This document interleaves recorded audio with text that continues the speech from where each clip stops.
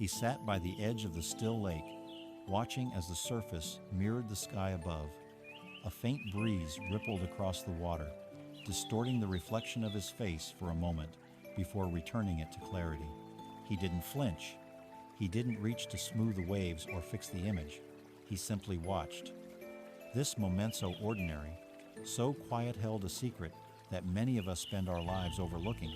The lake did not resist the wind, nor did it hold on to the image once it had changed. It reflected, and it let go. In the whirlwind of modern life, such stillness feels like a distant myth. We rush from task to task, driven by deadlines, expectations, and a relentless internal dialogue that rarely pauses. Our phones buzz with updates we didn't ask for. Our minds loop through worries about what we said yesterday and fears about what tomorrow might bring. Beneath the surface, many carry the weight of anxiety, loneliness, or the quiet despair that comes from constantly striving and never quite arriving. The modern world, with all its technological marvels, has left many of us spiritually starving, longing not for more, but for less. Less noise, less pressure, less pretending. We search for peace, but often only find more ways to numb the noise. What if the peace we long for is not something to be built or bought, but something to be revealed? What if it's already here, beneath the surface turbulence of our lives, waiting for us to stop reacting and start reflecting? Zen Buddhism offers a powerful mirror to hold up to our suffering, not to erase it, but to help us see it clearly. It teaches us that we don't have to be slaves to every thought or emotion, that we can learn to see without clinging, to feel without drowning, to live without being consumed. Zen doesn't promise escape from pain or a shortcut to happiness. Instead, it offers something deeper, freedom from the reflex to react, a chance to meet life as it is with clarity, presence, and compassion. In this journey together, we won't chase enlightenment as a distant goal. We'll explore how the teachings of Zen, simple, grounded, and often poetic, can guide us to live more fully within this very moment. You'll hear stories, parables, and reflections rooted in ancient wisdom, yet uncannily relevant to our chaotic world. You'll be invited not to believe blindly, but to look within, not to escape life, but to face it with a heart wide open and a mind still enough to reflect its true nature. This is not a sermon, it's a shared walk along the shore of your own mind. The mirror is already there. The stillness is already possible. You don't need to become someone else to touch it. You just need to look without reaction. Let's begin. He stood at the threshold of a monastery, unsure whether he was seeking truth or merely escape. The world behind him was full of noise traffic, obligations, the anxious hum of modern life, and ahead was silence. Not the dead kind of silence, but the kind that seemed alive, waiting. A monk opened the gate without speaking, simply nodding as if he already understood. And so began the man's journey inward, not towards something new, but towards something he had long forgotten, the simple act of seeing clearly. Zen begins not with answers, but with attention. The most profound teaching in Zen can be captured in one image, a mirror. Not a grand symbol, not a mystic code, just a mirror. A mirror does not judge. It does not grasp. It does not say yes to beauty and no to ugliness. It simply reflects what is. And when you think about it, this is all the mind needs to do to be at peace. But instead, most of us spend our lives polishing the mirror not to see more clearly, but to control what appears. We don't look, we react. We don't reflect, we grasp, resist, or flee. In a famous Zen teaching, the sixth patriarch, Huineng, overheard two monks arguing about a flag flapping in the wind. One said, "The flag is moving." The other said, "No, the wind is moving." Huineng interrupted, saying, "It is neither the wind nor the flag that moves. It is your mind that moves." This single sentence contains the seed of liberation.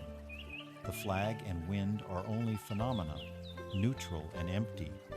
But the mind, constantly interpreting and reacting, fills the scene with conflict. The mind tells us stories, and then we suffer not from life, but from our interpretation of life. Imagine waking in the morning, glancing at your phone, and seeing a message that says, "Call me when you get a chance." That's it. But the mind doesn't stop there. It spins. Did I do something wrong? Are they angry? Is something terrible happening? Suddenly, a neutral sentence becomes a storm, not because of the message, but because of the movement of mind. The mirror has been smudged. Zen invites us to notice the moment before the story begins, the moment before the ripples form on the surface of the lake. That is where peace lives. That is where clarity begins.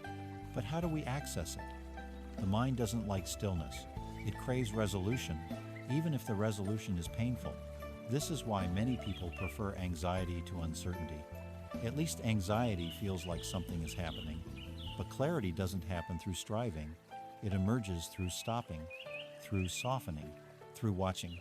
This is why the practice of meditation is central to Zen. But not meditation in the sense of escaping or visualizing or chanting away your pain.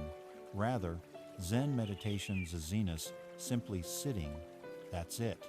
Sitting with what is. No trying to fix. No trying to transcend. Just letting the mirror rest. When a person first sits in zazen, the mind rebels. Thoughts swarm, discomfort arises, the body fidgets, and the inner voice grows louder. Many people think this is failure, but in Zen, it is a beginning. For the first time, we are seeing what is usually hidden by distraction. We are seeing how deeply conditioned the mind is to run, to react, to fix, to fight. The mirror doesn't need to be forced into stillness. It becomes still when we stop shaking it. In one story, a student asks the master, "How can I find peace?" The master replies, "Do not speak, do not think, do not move, look within." The student, frustrated, says, "But I am looking." The master smiles and replies, "Then who is looking?" This question turns the mirror back on itself. What is the nature of the one who sees? Before labels, before names, before identity, if you close your eyes and simply notice what is happening inside your mind without naming or judging, what remains? A shifting field of sensation, thoughts arising and fading, feelings flickering like candlelight, and yet something is aware of it all. That awareness is like the mirror, untouched, observing, present. In Zen, this awareness is not something you create. It's not a special state. It is what you are beneath the roles, the fears, the ambitions. When we live from this place, we respond instead of react. We meet life without adding unnecessary suffering to it. And this shift is not esoteric. It is deeply practical. Imagine a coworker criticizes you in a meeting. The reactive mind immediately wants to defend, to argue, to justify, but if you take one breath and see clearly, there is discomfort, there is pride, there is a wish to be seen. Then suddenly, there is space. In that space, you can choose how to respond. Not from fear, not from ego, but from presence. This is the mirror in action. When the mind reflects clearly, wisdom arises naturally. You don't need to force it. Just as a lake reflects the moon when undisturbed, the mind reflects truth when not clouded by reaction. The greatest misunderstandings in life often come not from what was said, but from how we heard it. The mind filters everything through its history, its wounds, its needs. Zen teaches us to become aware of these filters, not to remove them instantly, but to recognize they are not reality. They are smudges on the mirror. And so the practice is to return again and again to this breath, this moment, this scene, noticing when the mind runs away and gently bringing it back, not with harshness, but with kindness, just as you would clean a mirror with care, not force. The monk who opened the monastery gate didn't offer answers. He offered silence. And in that silence, the man began to see, not visions or miracles, but the sky, the sound of birds, the rise and fall of his breath. It was enough. It was everything. He realized that the mirror was never lost. It had only been buried under layers of reaction. You don't need to escape your life to find peace. You need only to pause long enough to see it as it is. Each moment is a mirror. Will you react to it, or will you reflect? Let this question stay with you as we continue. In the next part, We will explore the difference between reaction and response and why learning that difference may be the most important step toward reclaiming your inner freedom. A young monk once asked his teacher, "Master, when someone insults me, should I remain silent or speak up?" The master replied, "When the wind blows, do the leaves have a choice?" The monk was puzzled. "Then does that mean I must always move when the world shakes me?" The master smiled. "Number, but you must first learn the difference between a leaf and a tree."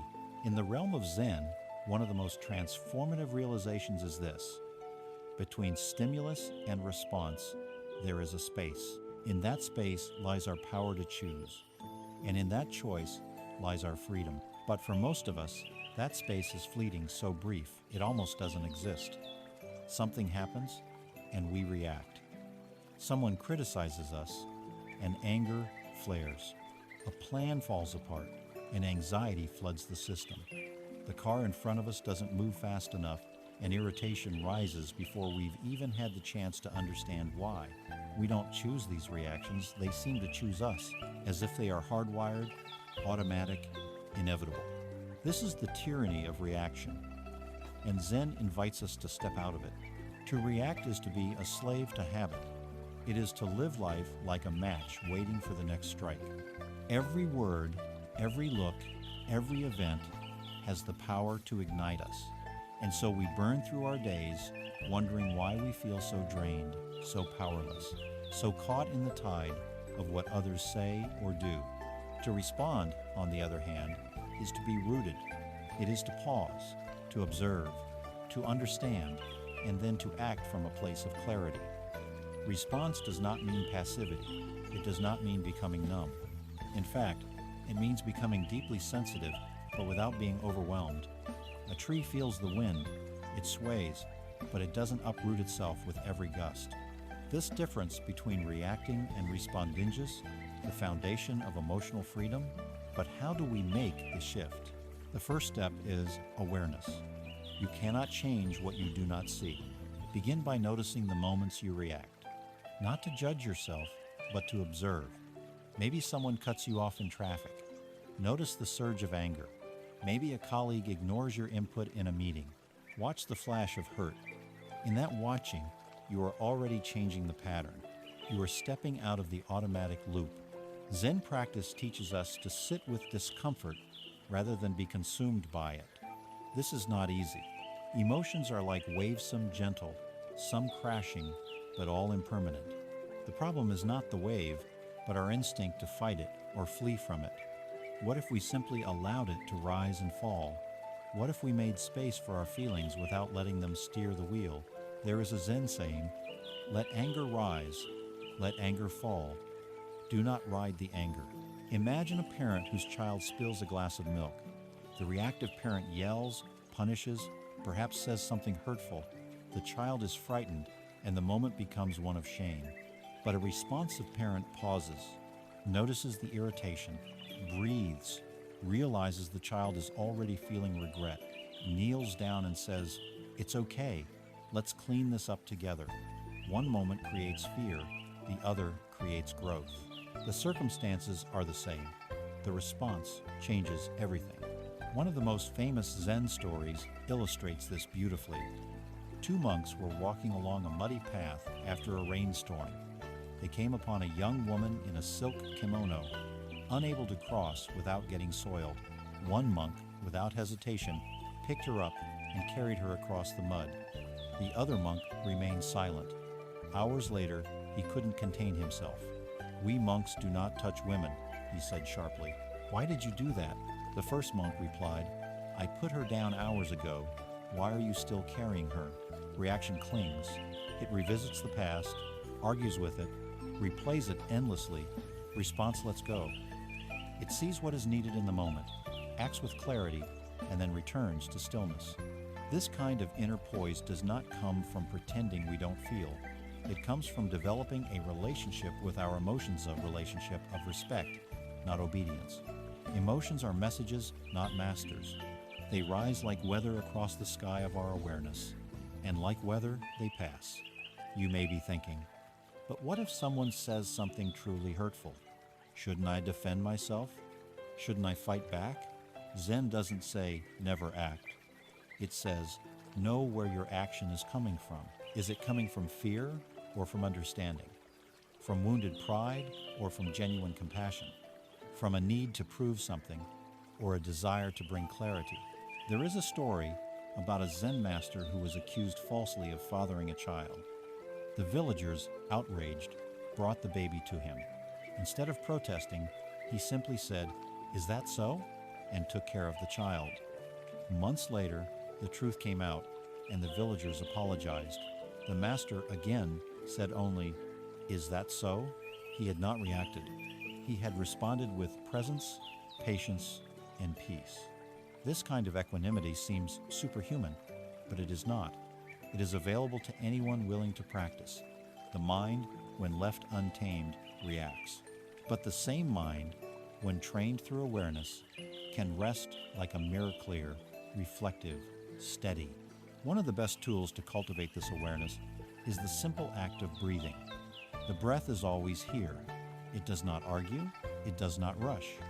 When you feel yourself about to react, pause. Take one breath, then another. Notice what's happening inside you. Name it if you can. This is anger. This is fear. This is the urge to defend. In naming, you are no longer fully identified with the emotion. You are the one who sees, the one who reflects. This is not suppression. Suppression pushes emotions down, only for them to erupt later. This is presence. This is the act of being with your emotions in real time, with tenderness and honesty. Over time, something remarkable happens. The space between stimulus and response grows. You feel the insult, but you no longer take the bait. You feel the anxiety, but you no longer let it run the show. You become like a mountain still, aware and kind. This is not about becoming a doormat. In fact, it's the opposite. It's about knowing your values so deeply that your actions are no longer reactions. They are expressions of wisdom. To respond is to be awake. To react is to be asleep in your conditioning. So, how do we practice this in daily life? Start small. The next time someone interrupts you, pause. Feel what arises. Do nothing for a few seconds. Then speak if needed, but let the stillness come first. The next time a plan changes and you feel frustration, notice it. Breathe. Ask, what would a wise response look like right now? And if you do react, because you will, we all do, then reflect afterward. Not to shame yourself, but to understand. Each reaction is a teacher. Each moment is an invitation. As the monk said, do not strive to be unmoved like a stone. Strive to be like a bell still until struck, and then ringing with clear, honest sound. In the next part of our journey, we will look at the roots of anxiety, why it arises, how it thrives, and how the mirror of Zen can help us face it without being consumed. For now, remember this. You are not your reaction. You are the awareness beneath it. And in that awareness, freedom lives. There is a story told in the Zen tradition of a man who went to the mountains searching for peace. He lived in a small hut, grew his own food, and spent his days in meditation. One afternoon, while sitting in quiet stillness, he noticed a shadow passing by the window. Alarmed, he looked outside and saw a tiger staring back at him from the tree line. His heart raced, his breath quickened, and a wave of fear overtook him. But the tiger didn't move. It simply watched him. Hours passed, and the man, too terrified to leave, sat in paralyzed stillness. The next morning, when he opened his eyes, the tiger was gone, and in its place stood a deer, grazing peacefully near the hut. The man realized the tiger had been a trick of light and branches. It had never been real, but the fear he had experienced was very real. He had been held hostage by a shadow. This is anxiety. Anxiety is not always about what's happening. More often, it is about what might happen. It lives in the imagination, not in reality. It thrives in the unknown, feeding on what-ifs and maybes until the body and mind believe the imagined threat is already real. In the modern world, anxiety is everywhere. It hums beneath conversations, lies behind sleepless nights, and burrows deep into our thoughts, making even small decisions feel monumental. We worry about our careers, our relationships, our health, our future. We worry about not being enough, not doing enough, not having enough. We worry that something will go wrong even when nothing has. And the strange irony is this: we are often most anxious when we are safest. Why? Because anxiety is not rooted in the present, it is rooted in attachment and aversion. In Buddhist psychology, these two forces are called raga, attachment, and dvesha, aversion. We become anxious because we are attached to an outcome, something we want desperately to go our way. Or we are filled with aversion toward a possible outcome, something we fear will happen and are desperate to avoid. In both cases, the mind leaves the present and projects itself into an imagined future. And the body, loyal and sensitive, follows. The breath tightens, the chest constricts, the heart races. The nervous system responds as if the danger is already here. But where is the danger? Often, it's nowhere except in the story we're telling ourselves. Zen invites us to step out of that story not by denying it, but by seeing through it. Not by suppressing the fear, but by understanding it. Anxiety, in its essence, is a messenger. It tells us where we are clinging, where we are resisting, where we have placed our peace in something we cannot control. A student once asked a Zen master, "How can I stop worrying?" The master said, "By realizing that you never had control to begin with." The student frowned. "But that makes me more anxious." The master smiled gently. "Only because you still believe control is the answer."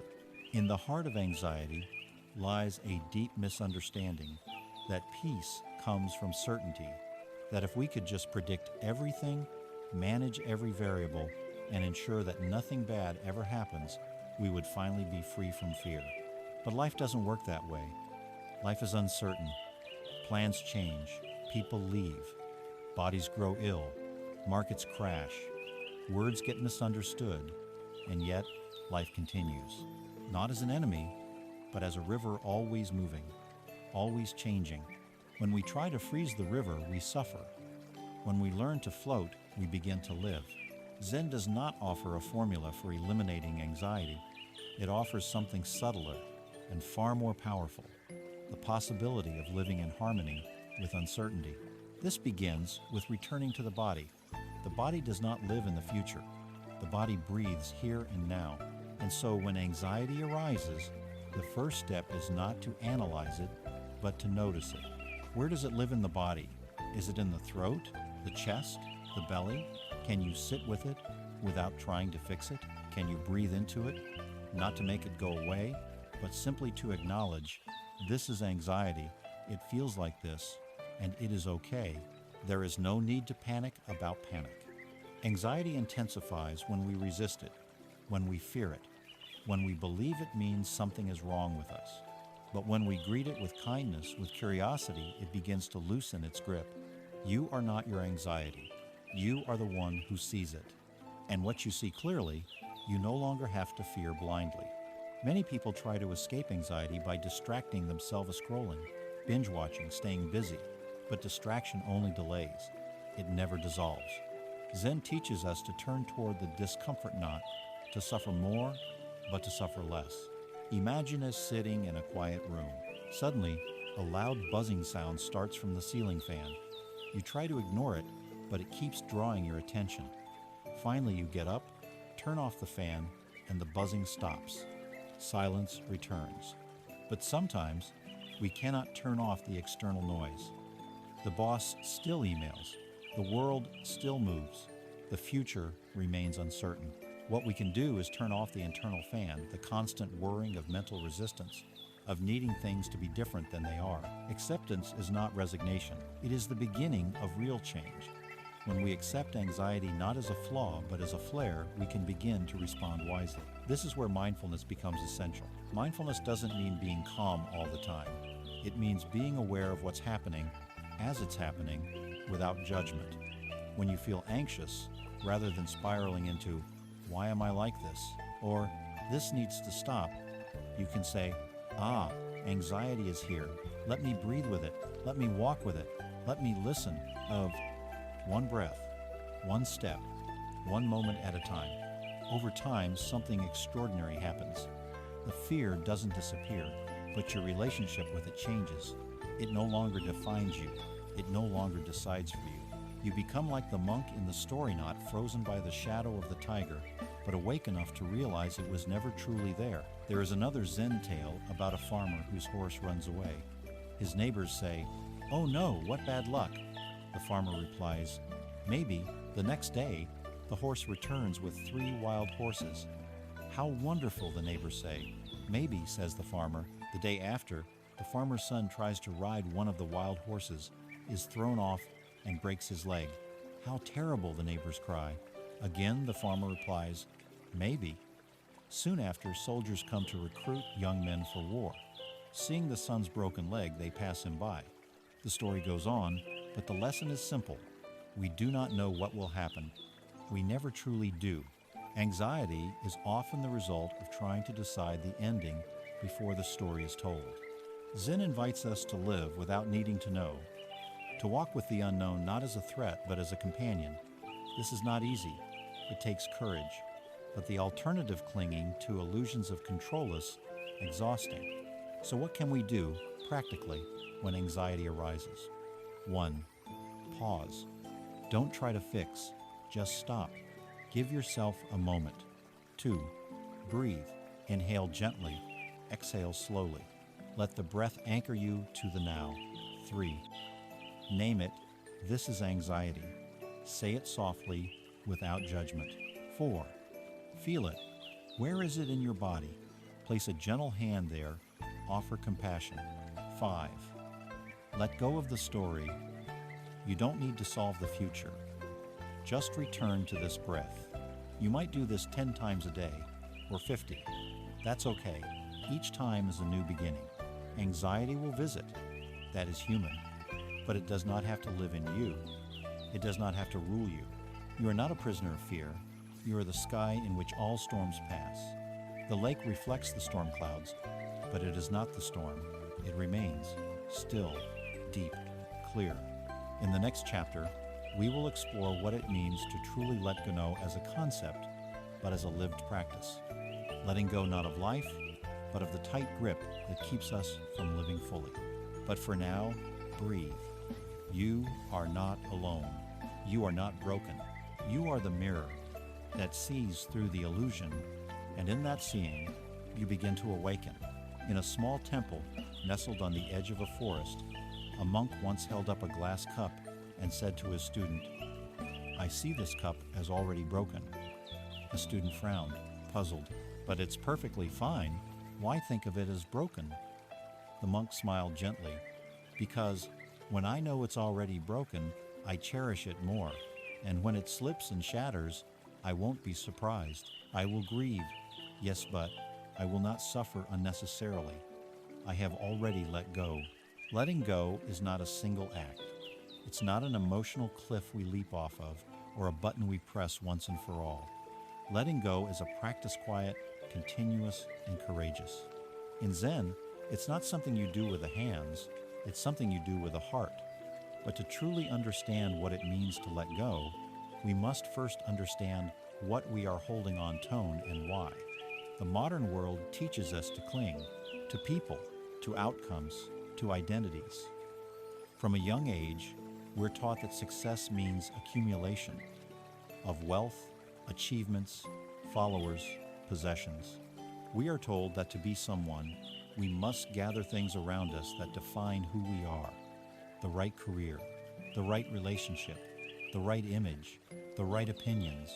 And so naturally, we cling, not just to things, but to ideas of how life should be. And yet, life constantly challenges this grasping.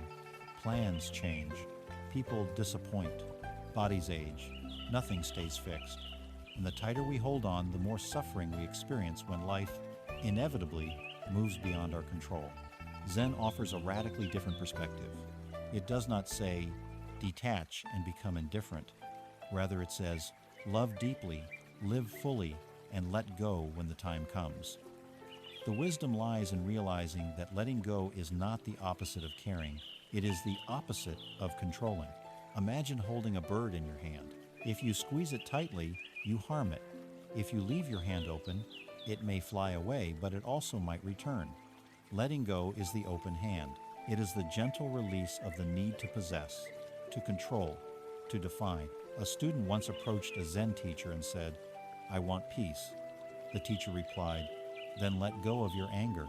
The student frowned, "But I'm not angry."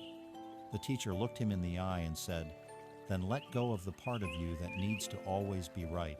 The student was silent. Letting go begins with awareness. What are you clinging to right now? Is it a grudge, a belief, a fantasy of how life should unfold? Maybe it's an identity. I must be strong. I must be liked. I must succeed. Often we hold on to pain because it gives us a sense of self. We say, "I was betrayed," and wear that story like armor. But armor is heavy, and Zen asks us, what would happen if you set it down? This is not to say the pain didn't happen. This is not to invalidate wounds. But there comes a moment when the wound is no longer bleeding, and yet we still press on it again and again, just to feel something, just to remember who we were. Letting go is choosing not to press anymore. It is honoring the past without dragging it into every room we enter. In Buddhist teachings, the image of a person holding a hot coal to throw at someone else is often used to describe resentment. The pain begins not when the coal hits another, but when it sits in your hand. To let go is to drop the coal, not because the offense didn't matter, but because your hand is tired of burning. But what does letting go look like in everyday life? It might mean walking away from an argument, not in defeat, but in freedom. It might mean deleting a message you wanted to send out of spite. It might mean canceling a commitment that's weighing you down. It might mean forgiving someone who never apologized. It might mean telling yourself, "I don't need to fix this right now. I can just breathe." It also means letting go of the illusion of permanence. In one Zen story, a master carefully crafted a beautiful garden over many years. He planted trees, carved stone paths, tended flowers. One day, a storm destroyed a large section of it. His students were distraught. The master simply bowed to the broken branches and said, "Now it is a different garden." To let go is not to erase. It is to allow change to shape us rather than break us. One of the greatest challenges in letting go is fear. Fear that without the thing we're clinging to, we will lose our sense of self. That if we let go of the relationship, the job, the belief, we will fall into nothingness. But Zen reveals a deeper truth. It is only by letting go that we discover what is unshakable. The self that does not depend on titles, approval, or success. When we let go of needing others to understand us, we find clarity. When we let go of needing to win, we find peace. When we let go of needing to be seen, we find authenticity. When we let go of the story of I, we begin to touch the boundless. But this process is not linear. We don't let go once and for all. We let go again and again, sometimes of the same thing, in deeper layers. The pain you thought you had moved on from resurfaces in a dream, in a conversation, in a quiet moment. That's okay. Letting go is not a performance. It is a relationship, a dance of release and return. And sometimes the hardest thing to let go of is our resistance to letting go. We say, "I want to release this, but I can't." In truth, we can, but we are afraid of the space that follows, afraid of who we might be without the burden. But space is not emptiness. It is possibility. A Zen monk was once asked, "What is the path to freedom?" He replied, "Drop the burden." The student asked, "But what if I don't know how?" The monk answered, "Then simply stop picking it up." It sounds simple, and in many ways it is. But simple is not always easy. This is why the breath becomes our companion. Each exhale is a practice in letting go of the breath, letting go of the moment, trusting that the next will come. We inhale, we receive. We exhale, we release. Life moves in this rhythm, and when we fight it, we suffer. When we flow with it, we heal. So next time you feel that tightness, the urge to control, to prove, to hold on pause, place a hand over your heart. Ask gently, "What am I clinging to?" And is it helping me grow? You may not have an answer right away. That's okay. Awareness is the first release. Letting go doesn't mean forgetting. It means loosening the grip. It means saying, I honor what was, but I no longer need to carry it into what is. It means trusting that you can love and still release, that you can grieve and still move forward, that you can be kind and still walk away. You are not the thing you lost. You are not the thing you feared. You are the space that remains the mirror, clear and wide, still reflecting the sky even after the storm. In the next part of our journey, we will explore a powerful companion to letting go, mindfulness, how we can use it not just as a concept, but as a living, breathing practice to stay grounded amidst the impermanence of life. But for now, let yourself rest. Let yourself loosen. You do not have to carry it all. And in that release, you may find you are already free. There is a story in Zen about a monk who came to his master in distress. Master, he said, my thoughts are like wild horses. My mind runs in every direction. I try to meditate, to be still, but the more I try, the worse it becomes. What should I do? The master looked at him and replied simply, sit by the river and watch the leaves float by. The monk was confused, but he followed the instruction. Day after day, he sat by the river, watching the leaves carried along by the current. At first he grew impatient, bored, even angry, but slowly something shifted. He stopped reaching for the next moment. He stopped trying to control the flow. He began to notice each leaf, its shape, its path, how it moved with the water. And in doing so, he began to notice his own thoughts in the same way, not as enemies to battle, but as leaves to observe passing, impermanent, harmless. This is mindfulness. Mindfulness, in its essence, is the art of paying attention on purpose, in the present moment, and without judgment. It is not exotic or mystical. It does not require incense or mountaintops. It requires only this, that you return to where you already are. In our fast-paced, achievement-driven culture, mindfulness often gets reduced to a productivity hack-away to focus better, sleep better, work better. And while it can bring those benefits, to treat mindfulness as a means to an end is to miss its deepest offering, liberation from the prison of autopilot. Most of us live disconnected from our experience. We eat while scrolling, we walk while texting, we speak while already formulating the next sentence. Even in rest, our minds race rehashing the past, anticipating the future.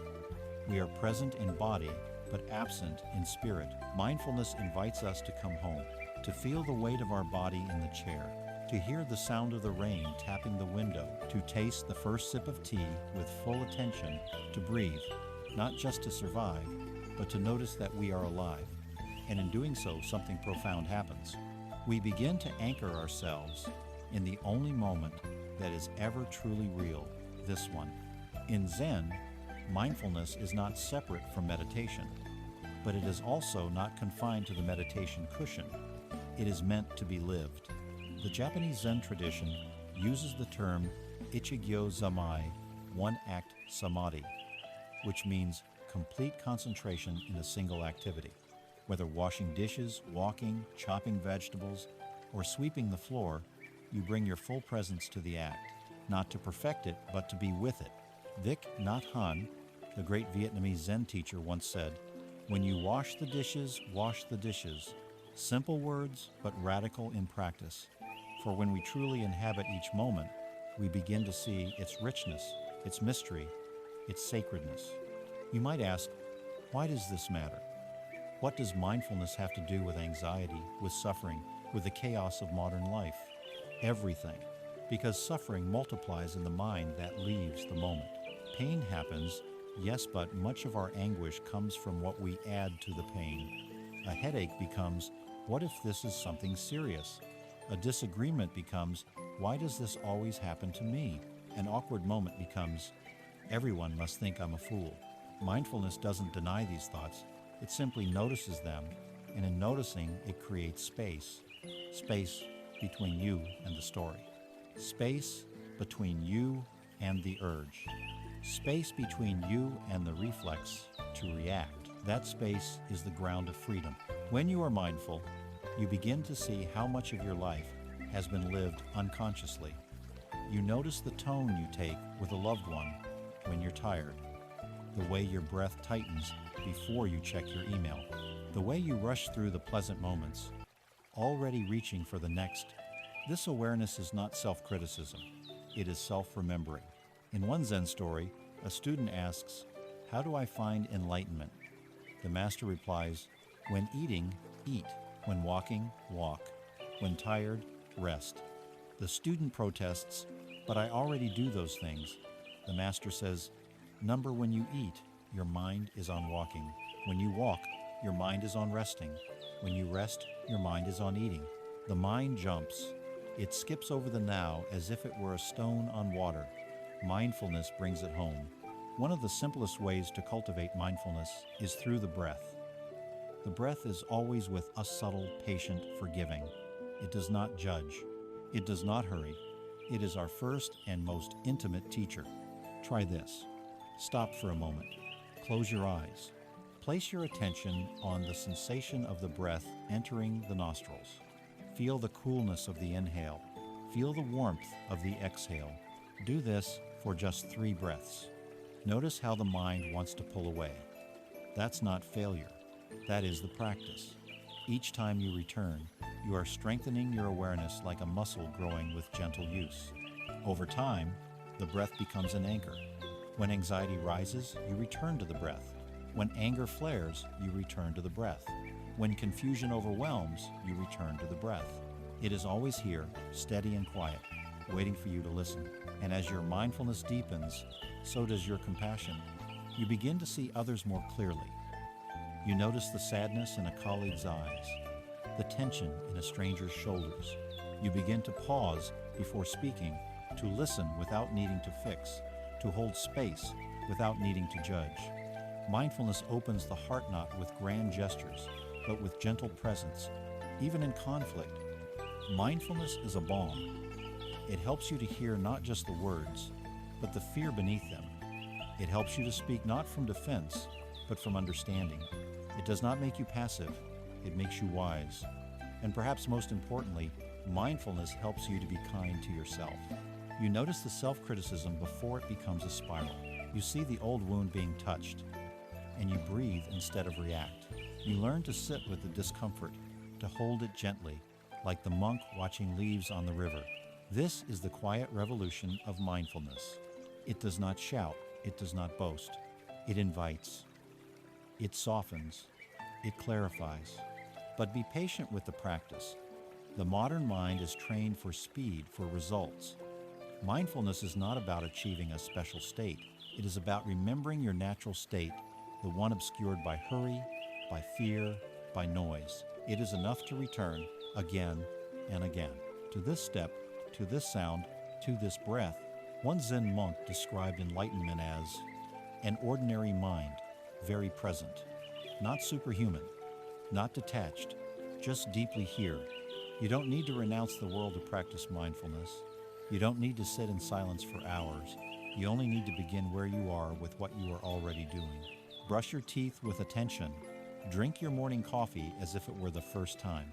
Feel the water on your hands as you wash them. Look into someone's eyes and truly see them. These small moments are not interruptions to life. They are life. And the more you inhabit them, the more they reveal themselves layered with beauty, with grace, with mystery. So let mindfulness be your anchor. Not a chain that binds you, but a thread that weaves you back into the fabric of your own existence. Let it steady you in the storm. Let it remind you, again and again, that peace is not found in controlling life, but in being fully awake to it. In the next part of our journey, we will explore the power of presence, how learning to live in the now can free us from the tyranny of the past and the burden of the future. But for now, come back, right here, right now, this breath, this moment. This is enough. There is a Zen proverb that says, "The past is a memory, the future a dream. The only thing real is this moment, and even it is slipping away." In our modern lives, we are rarely here. Physically, yes, but mentally, emotionally, spiritually, we are often elsewhere. We replay past conversations, analyze old mistakes, and anticipate future worries with the precision of trained performers. We rehearse tragedies before they happen. We script confrontations that never occur. We live in imagined timelines, rarely returning to the place where life is actually unfolding, now, and yet now is the only place where peace can live. The past, no matter how vivid, is gone. It is like a footprint on the surface of water, already dissolved the moment you look back. The future, no matter how urgent, has not yet arrived. It is potential, not reality. But the present is solid, grounded, alive. This breath, this heartbeat, this moment. Zen is not a philosophy of escapism. It doesn't say forget the past or ignore the future. It simply teaches us that peace is not found in them. You cannot solve tomorrow's problems by abandoning today's clarity. You cannot heal yesterday's pain by reliving it again and again. But you can do something powerful. You can return. You can return to this exact moment and meet life as it is, not as your mind says it should be. Let me tell you a story. A monk was walking through the forest when a tiger suddenly appeared. Startled, the monk ran, eventually reaching the edge of a cliff. Below was a long drop. Behind him, the tiger approached. Seeing a vine hanging over the cliff, the monk grabbed it and climbed down. Halfway down the cliff, he looked up and saw the tiger waiting. He looked down and saw another tiger below. Then he noticed a small strawberry growing from the side of the cliff. He plucked it, ate it, and said, "How sweet! This is the power of now." The monk didn't escape. He didn't resolve the problem, but for that one moment he was fully alive. He didn't waste a present moment in fear of the future or regret of the past. He tasted the strawberry, and in doing so, he tasted life. Many of us live as though the present is just a means to an end. We see now as a stepping stone to some imagined better moment. When I get the job, when I meet the right person, when this stress is over, then I will be happy. But by the time we arrive at then, the mind has already moved on. It has created a new desire, a new problem, a new not enough. Zen invites us to break this cycle. It teaches that enlightenment is not found in some distant future. It is found in the present when we fully open to it, not with expectation, not with force, but with gentle attention. When you bring your awareness to the now, something begins to shift. You start to notice the small things, the warmth of sunlight on your skin, the subtle rhythm of your breath, the way your body feels in the chair, the background sounds you usually ignore, the movement of your own thoughts not as facts, but as passing clouds in the sky of awareness. This is not about zoning out. It's about tuning in. Presence doesn't mean avoiding planning or reflection. It means that even when you're thinking about the future, you are aware that it is thinking, a mental activity occurring now. You can plan your schedule, remember a conversation, or imagine possibilities while still anchored in the moment. The difference is awareness. Without presence, we are lost in thought. With presence, we see thought as thought. Without presence, pain becomes identity. With presence, pain becomes sensation. Without presence, fear becomes prophecy. With presence, fear becomes energy noticed, softened, allowed, and this awareness is deeply healing. One of the roots of suffering is resistance wanting things to be different than they are. We resist feelings, we resist circumstances, we resist the present moment, as if pushing against it will change it. But Zen teaches, let go of resistance and peace reveals itself. There's a simple exercise you can try right now. Close your eyes, feel your breath. Now ask yourself, what is lacking in this moment? Don't think, just feel. Chances are, unless you are in immediate danger, the answer is nothing. In this moment, right here, right now, you are breathing. You are alive. There is sound, sensation, stillness. All is present. All is enough. But the mind will often resist this simplicity. It will say, yes, but what about tomorrow? What about my goals? What about my unresolved wounds? And here's the paradox.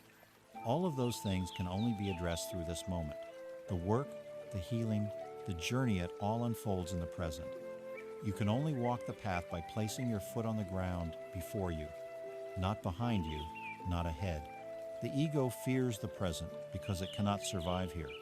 It thrives on identification with memory, with expectation, with comparison. But when you become fully present, there is nothing to cling to. Just the open sky, just the clear mirror, just being. This is why many people feel unease when they stop moving. Silence can be confronting. Stillness can feel like absence. But what is actually happening is the stripping away of distractions. You are meeting yourself without the usual noise. And in that meeting, you begin to touch something real. Presence does not promise pleasure. Sometimes being present means fully feeling grief, confusion, or loss.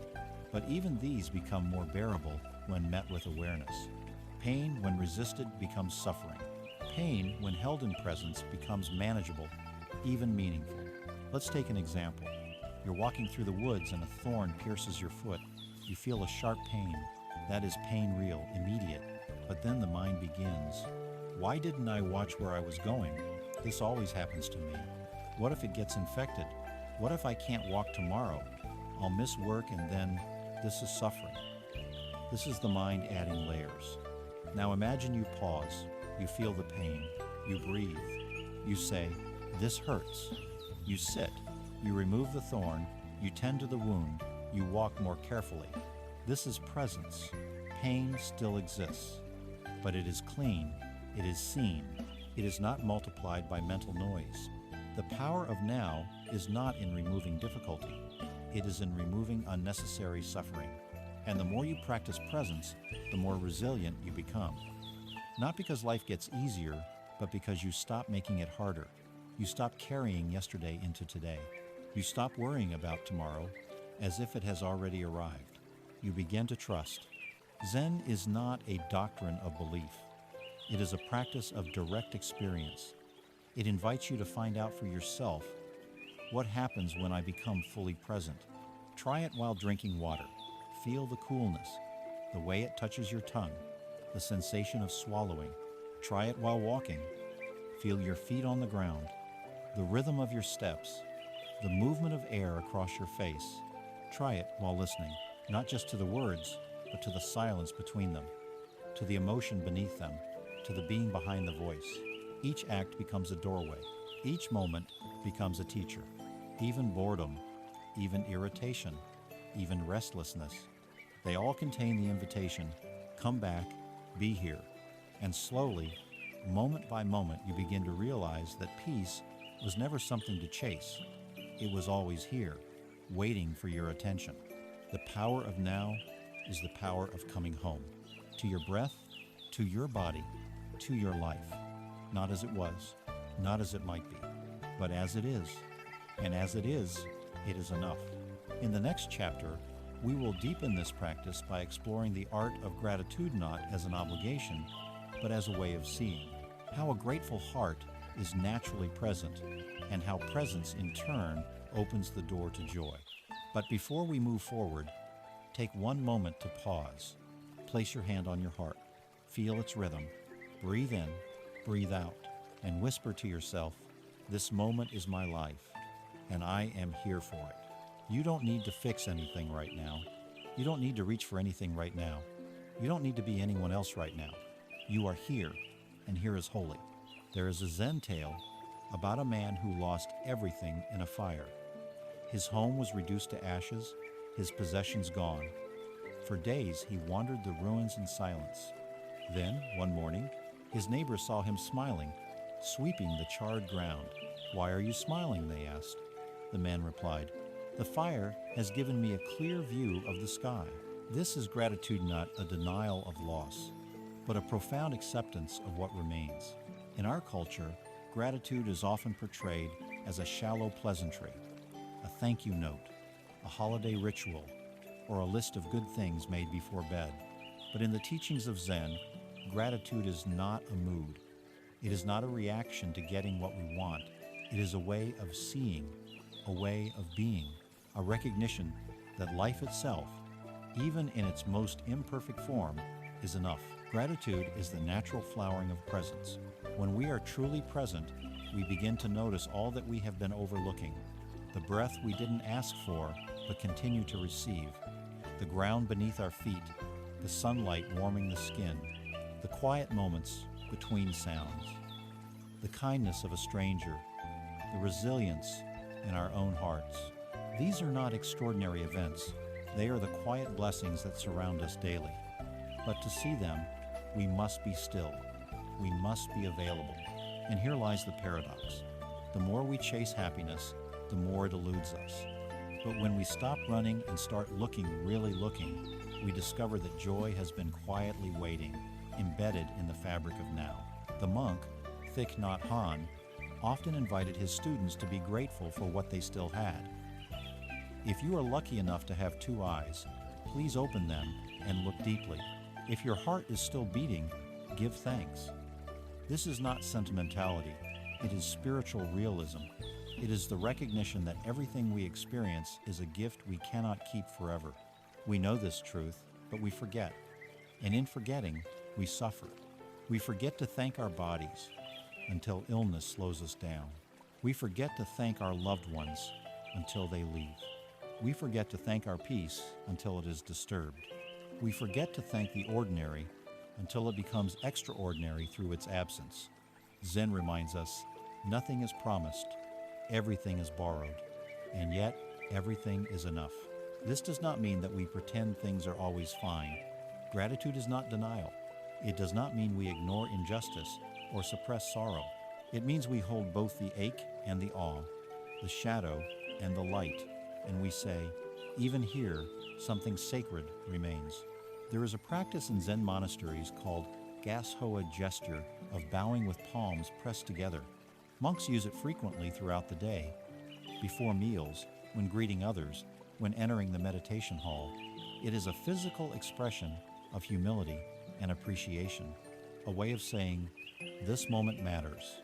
I bow to it. You don't need to live in a monastery to practice this.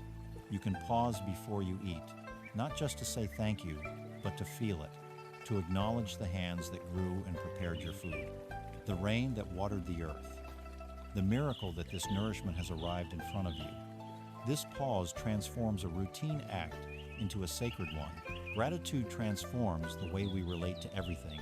A traffic jam becomes an opportunity to slow down and breathe. A difficult conversation becomes a chance to grow in compassion. A rainy day becomes a reminder of the cycles of life. Even pain becomes a teacher, guiding us toward greater wisdom. But this transformation is not automatic. It must be cultivated like a garden. Gratitude, like mindfulness, is a practice.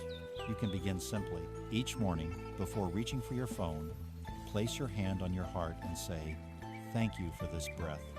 Thank you for this life. You don't have to feel grateful. You only have to begin the motion of gratitude. The feeling often follows. During the day, when you find yourself complaining, pause.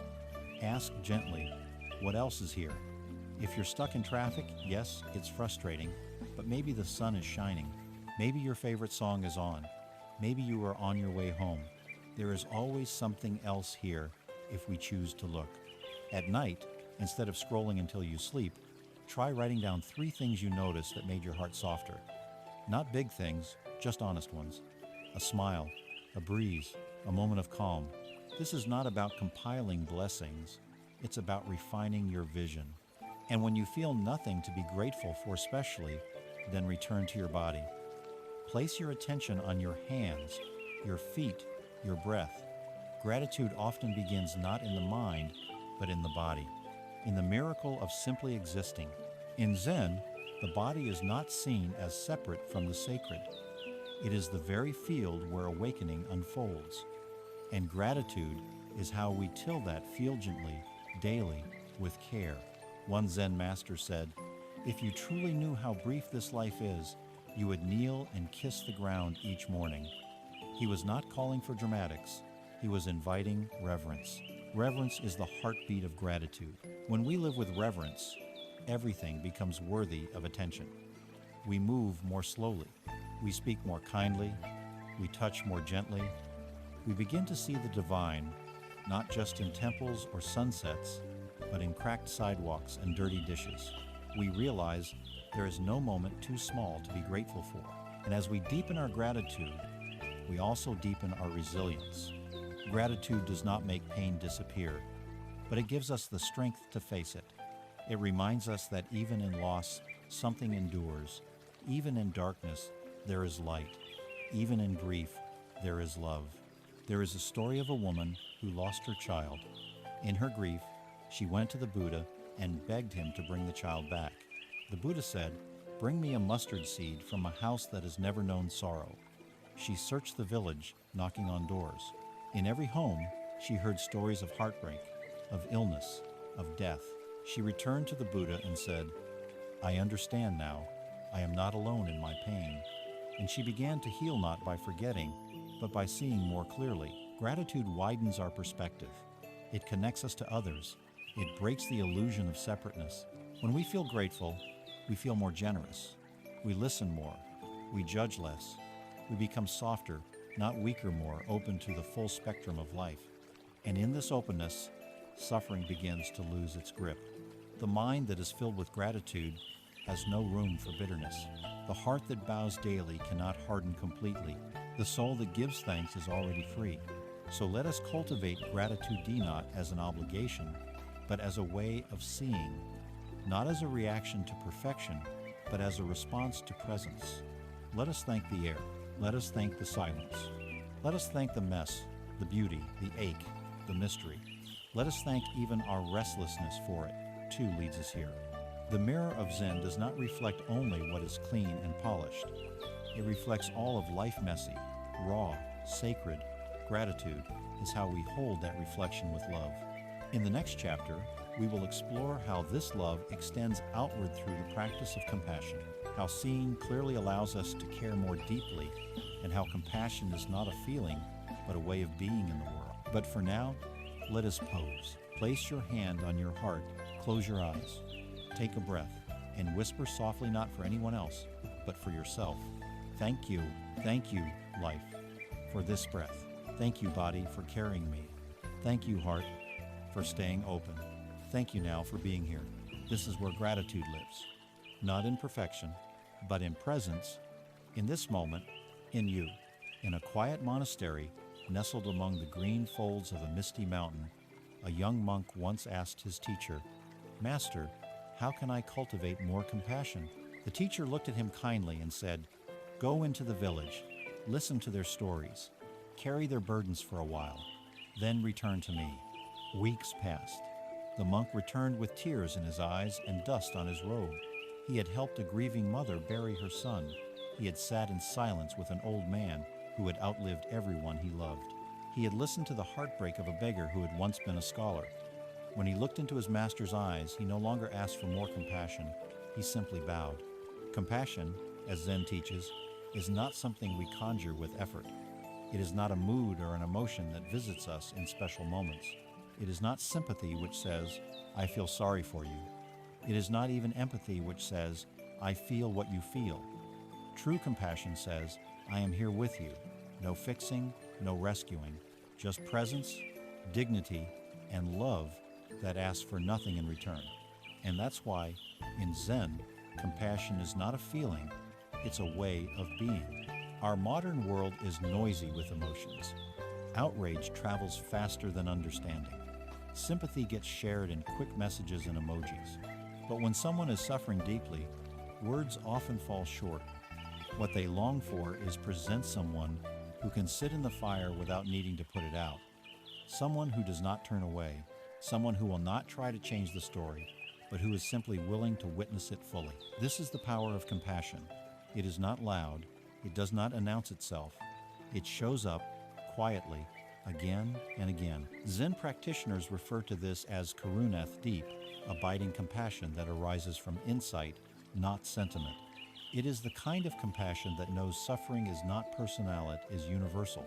When we see this clearly, our heart opens not because we try, but because we understand. The great Zen teacher Dogen once said, "To study the self is to forget the self. To forget the self is to be awakened by all things." This forgetting of the self is not erasing our identity, but softening our boundaries, seeing that the suffering of others is not separate from our own. But how do we practice this? It begins, as all Zen practices do, with attention. The more clearly we see, the more deeply we care. Suffering is not always visible. It often hides behind smiles, silence, or even anger. The person who lashes out might be carrying years of pain. The one who withdraws may be drowning in loneliness. The stranger who seems indifferent may be numbing a grief too heavy to name. When we learn to see beyond appearances, compassion naturally arises. We no longer reduce others to their behavior. We begin to ask, what pain lives behind these eyes? What burden does this soul carry? This shift in perspective changes everything.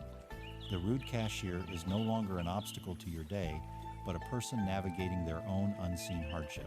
The colleague who competes with you is no longer a threat, but someone whose self-worth feels fragile. The family member who judges you may be fighting a battle they don't even understand. Compassion does not excuse harmful behavior, but it refuses to dehumanize. This is an important distinction. Many people fear that being compassionate means being weak or letting others walk over them. But true compassion includes boundaries. It knows when to say no. It can be fierce as well as gentle. What it never is, however, is cruel. A Zen master was once approached by a student who asked, "Should I always forgive those who hurt me?" The master replied, "Forgiveness is a gift you give yourself, but sometimes the kindest act is to walk away." Compassion sees the full picture. It does not bind us to martyrdom. It frees us from resentment. It allows us to act, not from reactivity, but from wisdom. And this wisdom begins within. Often, the person we find hardest to be compassionate toward is ourselves. We speak to ourselves in ways we would never speak to a friend. We judge, we criticize, we hold our mistakes like knives. But Zen teaches that compassion must begin at home. You cannot pour from an empty vessel. You cannot offer presents to others if you constantly abandon yourself. Self-compassion does not mean indulging your every desire. It means recognizing your humanity. It means saying, "I am imperfect, and that is okay." It means pausing when you're tired, apologizing when you're wrong, holding your inner wounds with the same tenderness you would offer a child. There's a practice you can try, especially when you feel overwhelmed or ashamed. Place your hand on your heart, close your eyes, whisper softly, "This is a moment of suffering. Suffering is part of life.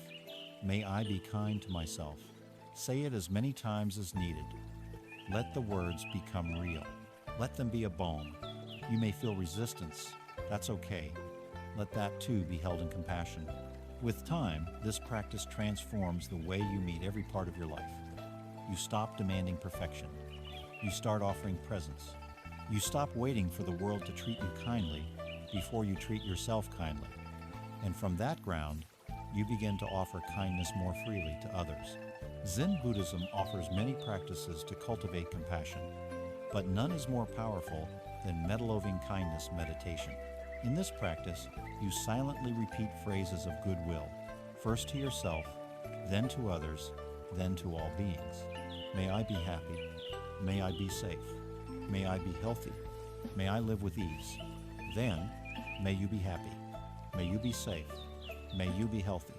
May you live with ease. Finally, may all beings be happy.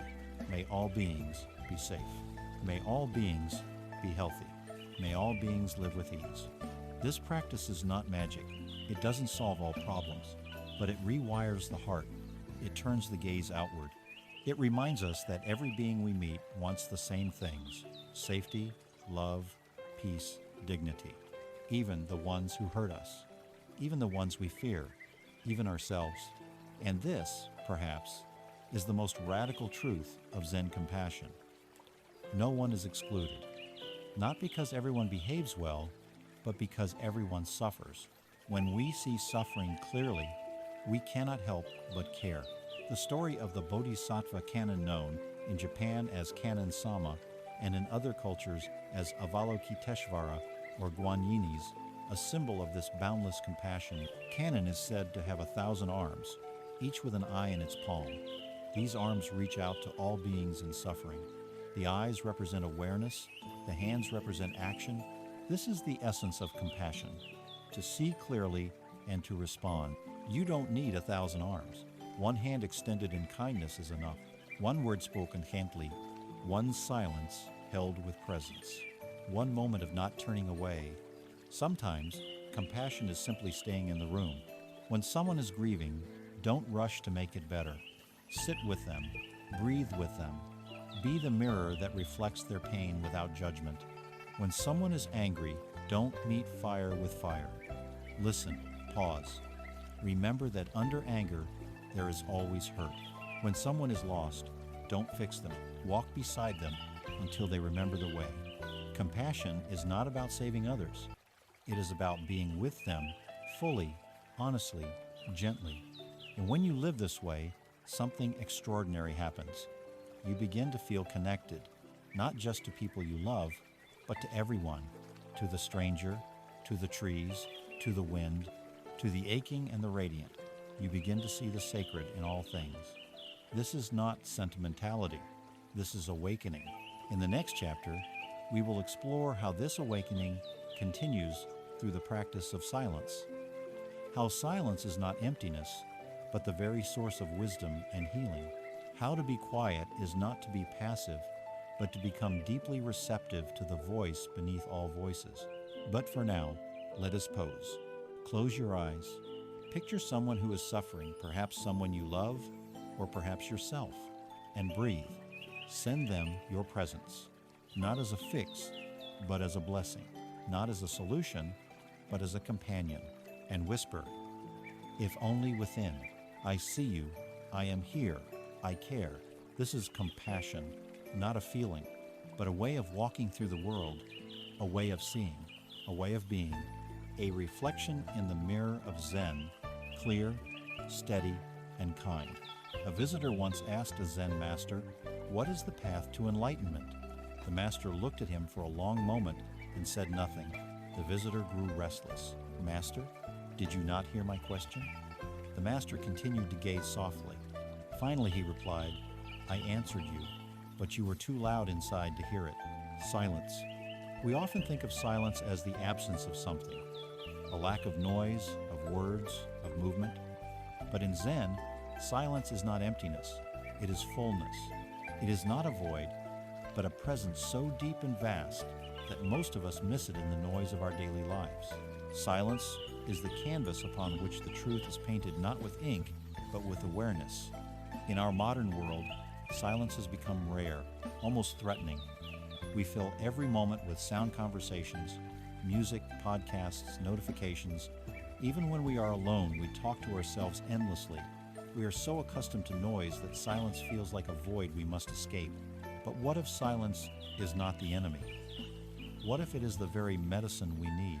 Zen invites us to experience silence not as withdrawal, but as return. A return to what is always here, beneath the surface chatter. A return to the mirror of the self. Undisturbed, reflective, still. The ancient Zen masters taught that the greatest wisdom does not come from books or teaching sit. It comes from learning to sit quietly, doing nothing, and observing the world as it is. In silence, we meet ourselves not as we wish to be, but as we are. The noise falls away, and what remains is raw, unfiltered presence. This can be uncomfortable at first. When the external noise fades, we begin to hear the internal noise, the racing thoughts, the buried fears, the unresolved emotions. It's no wonder we avoid silence. It reveals what we've spent years covering up. But this is the beginning of healing. You cannot heal what you do not face. You cannot soothe what you cannot hear. Silence offers a mirror not to shame us, but to show us where we are suffering. And when we stop running from ourselves, we begin to transform. There's a story about a monk who lived in the mountains. People came from far away to learn from him, but he rarely spoke. One day, a traveler arrived and asked, "What do you teach?" The monk pointed to the wind rustling the trees. "But what does it mean?" the traveler insisted. The monk pointed to a stream flowing over rocks. "Are you saying nature is your teacher?" The monk smiled and finally spoke. "Number, I'm saying that I teach what cannot be said." This is the paradox of silence. It teaches not through words, but through being. It does not explain, it reveals. In Zen, Meditation Zazen in silence is the foundation. Practitioners sit in stillness, not trying to achieve anything, not escaping or striving. They sit in full presence, allowing thoughts to arise and pass like clouds in a clear sky. Over time, something shifts. The inner chatter loses its grip. The need to label, to fix, to analyze, softens. In that stillness, a deeper knowing emerges, not intellectual, but experiential. This is not the silence of repression. It is not about shutting down or avoiding life. It is about opening to it so fully that words become unnecessary. Have you ever sat with someone in complete silence and felt more understood than in 1,000 conversations? That is the silence of Zen, a silence that listens, a silence that receives, a silence that holds space for what is real. When we cultivate silence, we begin to hear the world more clearly. We hear the sound of rain as if for the first time. We hear the rhythm of our own breath. We hear the pause between heartbeats. We hear the sorrow behind a loved one's words. We hear the sacredness in ordinary things, and we begin to speak differently too. Silence teaches us to speak from stillness, not to fill space, but to offer truth. Our words become fewer, but more meaningful. We listen more and interrupt less. We speak less to be heard and more to connect. In this way, silence becomes compassion, a way of holding space for others without fixing or advising, a way of saying, "I am with you," without uttering a word. Many of us struggle with silence in conversation. We rush to respond. We fear awkwardness.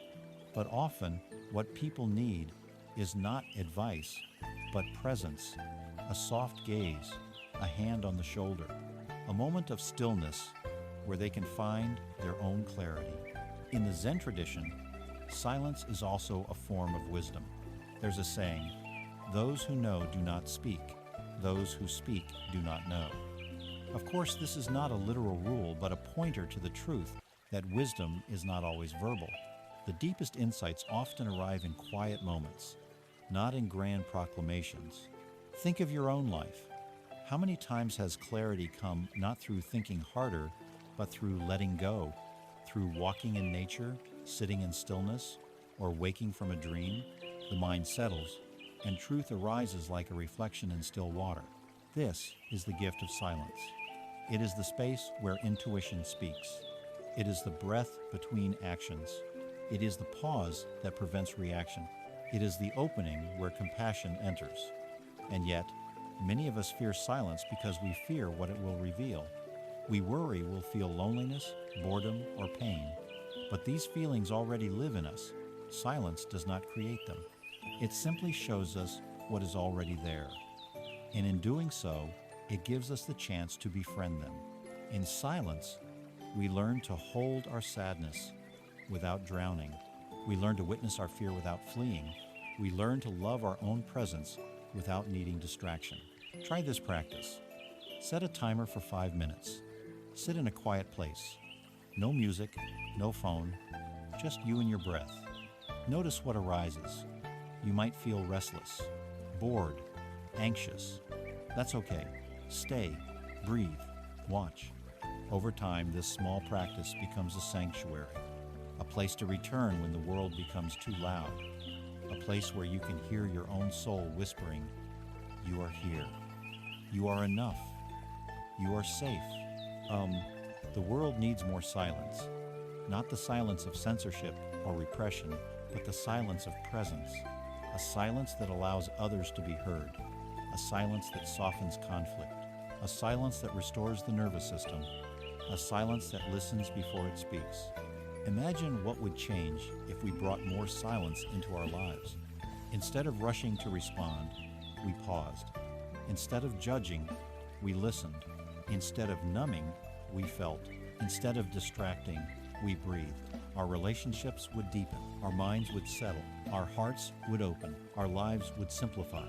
And perhaps most importantly, we would reconnect with something greater than ourselves. In Zen, silence is often the doorway to the sacred, not because silence is special, but because it reveals what has always been here. The divine does not shout, it whispers. and only in silence can we hear it. The sound of a temple bell ringing in the dusk, the hush of falling snow, the stillness before dawn, the quiet presence of a dying parent holding your hand. These are sacred moments, and they ask nothing from us but presence. There's an old saying, God is the silence between the notes. In music, the rests are just as important as the sounds. In life, the pauses are just as holy as the actions. So let us reclaim silence see not as a punishment or a gap to be filled, but as a practice, a refuge, a teacher. Begin with small moments.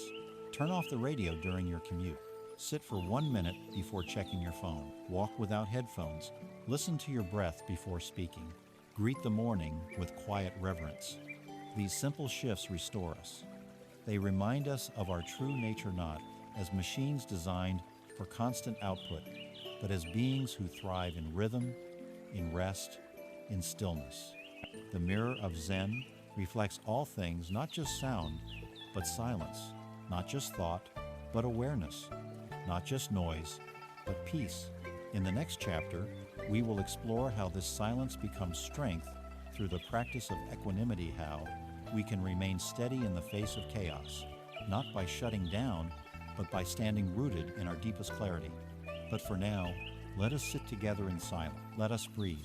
Let us listen, not for answers, not for meaning, but simply to return to this moment, to ourselves, to the space beneath the noise. This is the healing silence. It does not need to be understood. It only needs to be received. And in receiving it, we remember what it means to be truly alive. In a remote Zen temple, high among windswept hills, there was a painting revered by all who visited.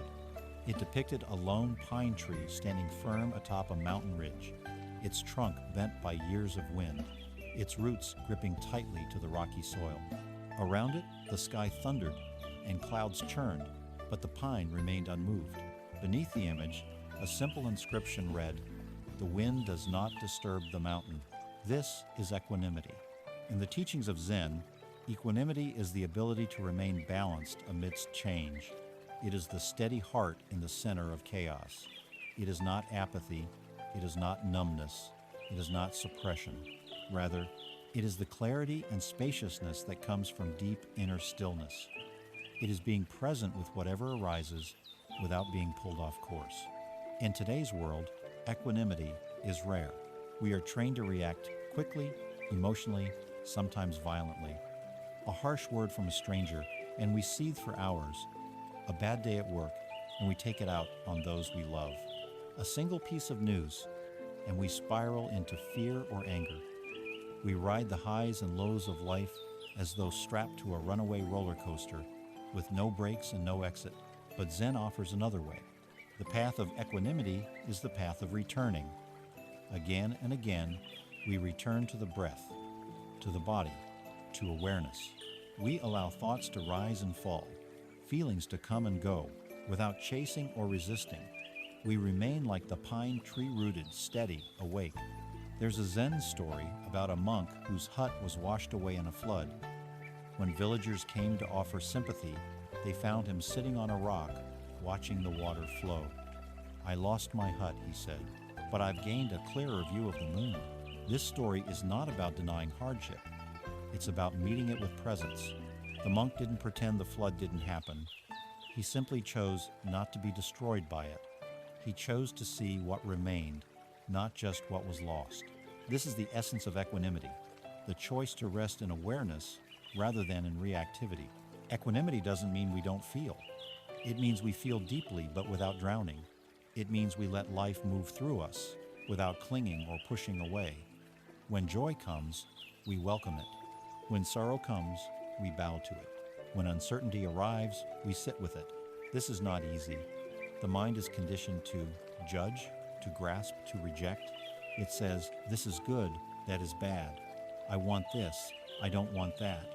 And so we ride the waves of desire and aversion, always chasing, always resisting. But Zen invites us to become the ocean, not the waves. The ocean holds all things, storm and calm, depth and surface, shadow and light. It doesn't prefer one over the other. It simply is. You may be wondering, how do I begin to cultivate equanimity in my own life? The first step is awareness. Begin to notice the moments when you're pulled off center. What triggers you? What do you resist? What do you cling to? Where does your peace vanish? Do this gently, no judgment, just observation. Then breathe. The breath is the gateway to equanimity. When your mind storms, return to your breath, not to escape, but to anchor. Inhale gently, exhale slowly. Feel the rhythm. Let it ground you. You can also use a simple phrase to remind yourself, this too belongs. Whether it's joy or sorrow, success or failure, clarity or confusion, this too belongs. Nothing is outside the mirror of awareness. There's a Buddhist teaching called the 8 winds, praise and blame, gain and loss, pleasure and pain, fame and disrepute. Most people are blown around by these winds, but the awakened one remains steady, like a mountain. Imagine that. A life not determined by what others say, a mind not hijacked by fear or craving, a heart that can love without clinging, a soul that can grieve without being broken. This is the fruit of equanimity. Let me tell you another story. A Zen master was wrongly accused of fathering a child. The villagers brought the baby to him and demanded that he take responsibility. He said only, "Is that so?" and raised the child with tenderness. A year later, the truth came out, and the villagers returned in shame, apologizing and taking the child back. The master bowed and said again, "Is that so?" He did not defend himself. He did not attack. He simply remained present. He responded to reality, not to reputation. His equanimity came not from indifference, but from trust in the unfolding of life. This is what Zen calls non-preference, not in the sense of being passive or uncaring, but in the sense of being open to whatever arises. It is not that we don't have hopes or goals, but we hold them lightly. We act with clarity, not attachment. We learn to say, "I will do my best stand, let go of the rest." And in doing so, we discover a surprising strength.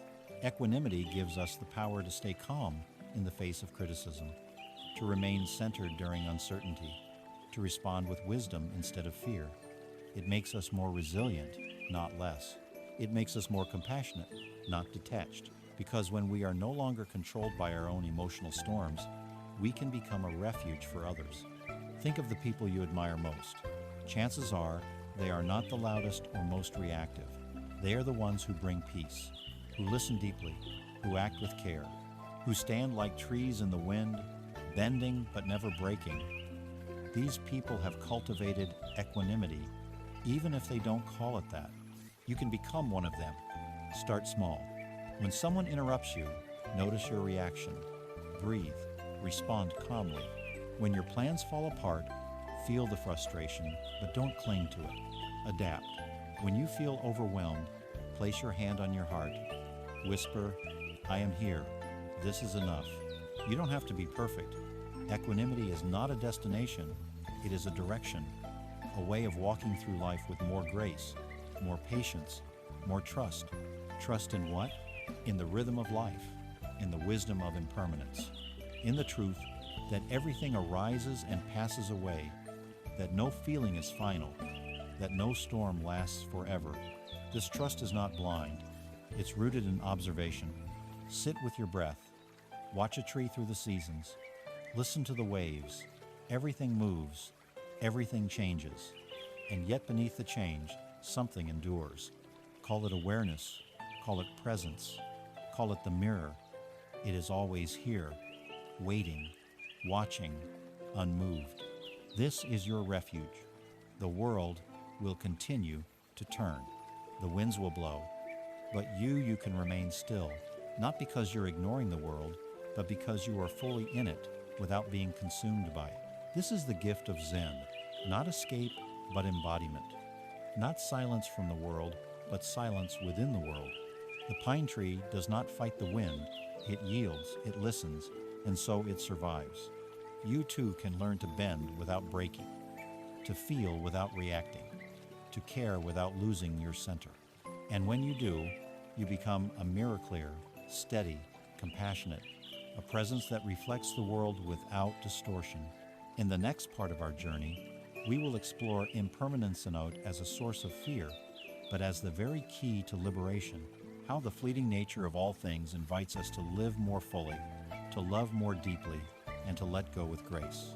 But for now, pause. Place your hand on your chest. Feel your heartbeat.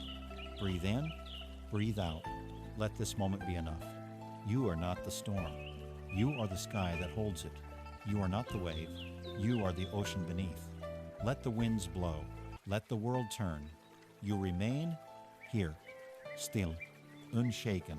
A Zen student once approached his master, eyes heavy with sorrow, and asked, "Why must everything I love eventually leave me?"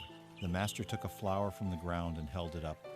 "This blossom," he said, "is beautiful, not despite its withering, but because of it." In the heart of Zen lies a truth so simple, so universal, and yet so easily resisted. Everything changes. Everything we touch, love, cling to, fear, or desire, every face, every moment, every breath is impermanent. And this truth, rather than being morbid or depressing, is the foundation for the deepest peace Zen has to offer. Impermanentianica in Buddhist philosophy is not a flaw in the design of life.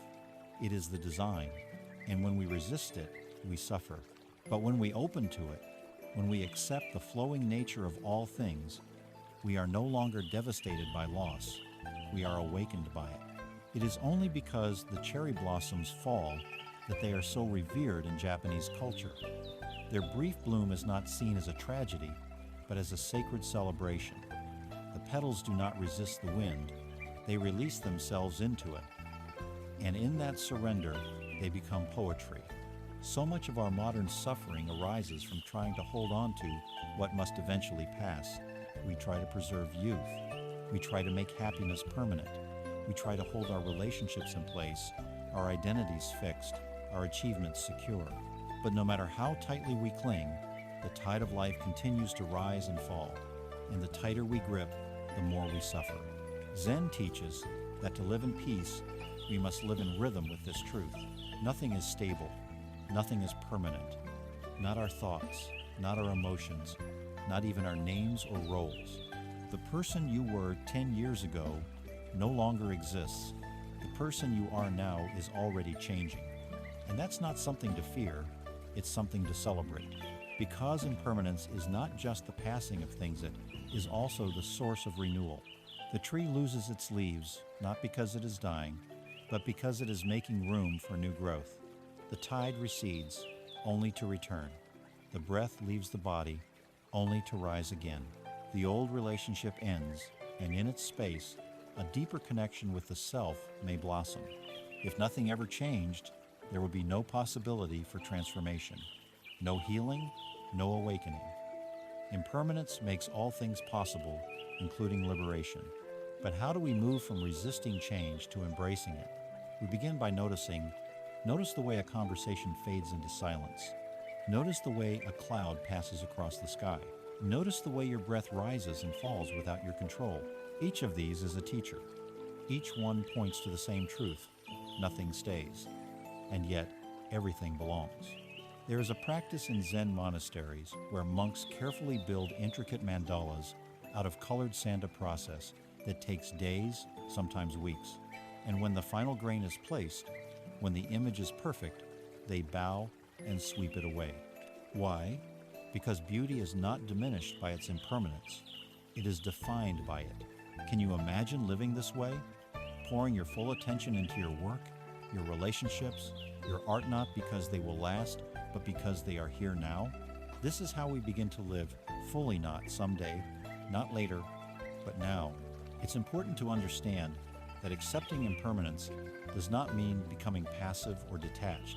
It means becoming more present, more engaged, more grateful. Because we know we don't have forever, we give our full heart to what is here. When you know the flower will wilt, you savor its scent. When you know the child will grow, you cherish each hug. When you know the sun will set, you stop and watch. This is not sentimentality. It is Zen in motion. Let's consider suffering. Much of our suffering, especially in grief, comes not only from the loss itself, but from our resistance to the loss. It shouldn't be this way, we say. This isn't fair. And the mind spins in circles, arguing with what has already happened. But Zen invites a radical shift to say, yes, it is this way, and I will meet it fully. This doesn't mean we don't feel pain. We do. Zen doesn't bypass grief. It bows to it, but it bows with open eyes. It allows the tears to fall without pretending they shouldn't. It sits with sorrow, hand on heart, and whispers, this too is life. And in that acceptance, healing begins. Impermanence also teaches us humility. The ego thrives on control and knowing who we are and where we're going. But change humbles us. It reminds us that we are not the center of the universe. We are part of its unfolding, and that's a relief. We don't have to hold it all together. We don't have to know everything. We don't have to be anyone other than who we are right now in this breath. Even the idea of a fixed self is an illusion. You are not your thoughts. You are not your emotions. You are not your stories. You are the awareness in which they arise and dissolve. When we cling to identity, we suffer every time it shifts. We mourn the loss of who we were, or we fear who we are becoming. But when we let go, when we live as a process instead of a product, life becomes more fluid, more graceful. Think of water. Water does not resist the shape of the cup. It does not mourn the shape it used to hold. It flows. It adapts. It remains. You too can live like water. There is freedom in impermanence. Freedom from perfectionism. Freedom from the fear of change. Freedom from the illusion that peace lies in permanence. Peace lies in presence. And presence is always available if we are willing to stop running. In the practice of shikantaza, or just sitting, Zen invites us to meet each moment exactly as it is. No effort to fix or improve. No striving for enlightenment. Just sitting, just breathing, just witnessing the unfolding of life. This practice, though simple, is profound because when we sit with impermanence, we stop being afraid of it. We stop trying to preserve what cannot be preserved. We stop rushing through what deserves our reverence. And instead, we learn to bow to the sunrise and the sunset, to bow to the hello and the goodbye, to bow to the birth and the death, to bow to the changing face in the mirror. You may be wondering, how do I carry this into daily life? Begin by honoring the ordinary. When you sip your tea, be present with its warmth, knowing that cup will one day be empty. When you hug a loved one, hold them as if it may be the last hymno with fear, but with devotion. When you experience joy, savor it, knowing it too will pass. And that is what makes it precious. You can also reflect each day on the truth of change. Ask yourself, what am I clinging to today? What would it feel like to let go? Where can I welcome change instead of resisting it? These are not intellectual exercises. They are invitations to live with more honesty, more intimacy, more grace. Because the truth is, everything we love will one day leave Earth, we will leave it. And this is not a tragedy. This is what gives love its power. You don't have to fear impermanence. You only have to stop pretending that things will stay. Zen does not ask us to give up love. It asks us to love with our eyes open, to know that every moment is sacred because it will not last, to trust that even as we let go, life will give again, to walk the world not clinging, not grasping, but touching lightly, bowing often, and letting the petals fall. In the next chapter, we will explore how this dance of change becomes a path of freedom not just spiritually, but emotionally through the practice of non-attachment. How we can care deeply without being consumed. How we can hold life with open hands. But for now, take a breath. Feel the passing of this moment. Place your hand on your heart and whisper, this will not last, and that's okay. This will not last, and it is beautiful. This will not last, and I am here for it. This is impermanence. This is the gift. This is Zen. There once was a monk named Joshu who carried only a wooden bowl, a cloak, and a single scroll with the words, "No clinging," painted upon it. A traveler, curious about the phrase, asked, "Master, how can I learn not to cling?" Joshu held out the bowl. "Drink," he said. The traveler took a long sip of water, then watched as Joshu tipped the bowl. It drained in an instant. "Now," Joshu smiled. "Where is the water?" The traveler frowned. "It's gone." Joshu nodded. "And if you clutch at what's gone, you suffer. Let go. Always let go." This is the heart of non-attachment. It is not indifference. It is not coldness. It is a warm, clear gaze that holds each moment, each feeling, each person, each treasure with appreciation, yet without grasping. Non-attachment means loving fully, experiencing deeply, and yet remaining free to let life flow. In our culture, we are taught to own, possess, secure. We collect relationships, achievements, objects, even ideas, as if our happiness depends on them never leaving. We decorate our identities with titles: parent, professional, partner, and defend them fiercely. We dress our hearts in armor of need, needing approval, needing validation, needing certainty. Yet the more we cling, the more fragile we become. A promotion lost, a friend moving away, a favorite possession broken suddenly, the soft underbelly of our happiness is exposed. We panic. We scramble. We beg life to remain as it is, forgetting that life's nature is to change. Zen teaches a different way. To practice non-attachment is to practice trust. Trust that each moment, in its appearance and its passing, is enough. Trust that we can meet joy without fear of its end, and meet sorrow without fear of being destroyed. Trust that the flow of life will carry us where we need to go. Imagine holding a handful of water. The tighter you squeeze, the more it trickles through your fingers. But if you cup your hand just enough to let it rest, the water stays sand. When you open your palm, it flows naturally without waste. Non-attachment is the cupped hand. It is the willingness to let go when life calls for it and to receive when life offers it. It is the equilibrium between two truths. Nothing belongs to us forever, and nothing truly leaves us because memory and love endure beyond form. How do we cultivate this art? It begins with awareness of our own grasping mind. Notice the small moments when you clutch, the urge to check your phone again for a message, the tightening in your chest at the thought of tomorrow's meeting, the reluctance to end a pleasant conversation because you dread the silence afterward. Each of these is an invitation to pause and ask, what am I holding so tightly, and why? Start simple. When you pour a cup of tea, notice the anticipation you feel. Taste the warmth. Then, when the cup is empty, notice any discomfort at the absence. Breathe. Say silently, tea was here, now it is gone. It was lovely. Let that be enough. Over time, you'll find this practice expands. A beloved pet passes away, feel the grief, and then allow yourself to remember the moments of joy without clutching to pain. A friendship ends, honor the gratitude you shared, and then let both of you walk your separate paths. A career milestone slips through your fingers, acknowledge the disappointment, and then open your hand to the next opportunity. Non-attachment does not mean we avoid planning or caring about the future. It means we plan from a place of openness rather than fear. We act as if we will be fine whether things go our way or not.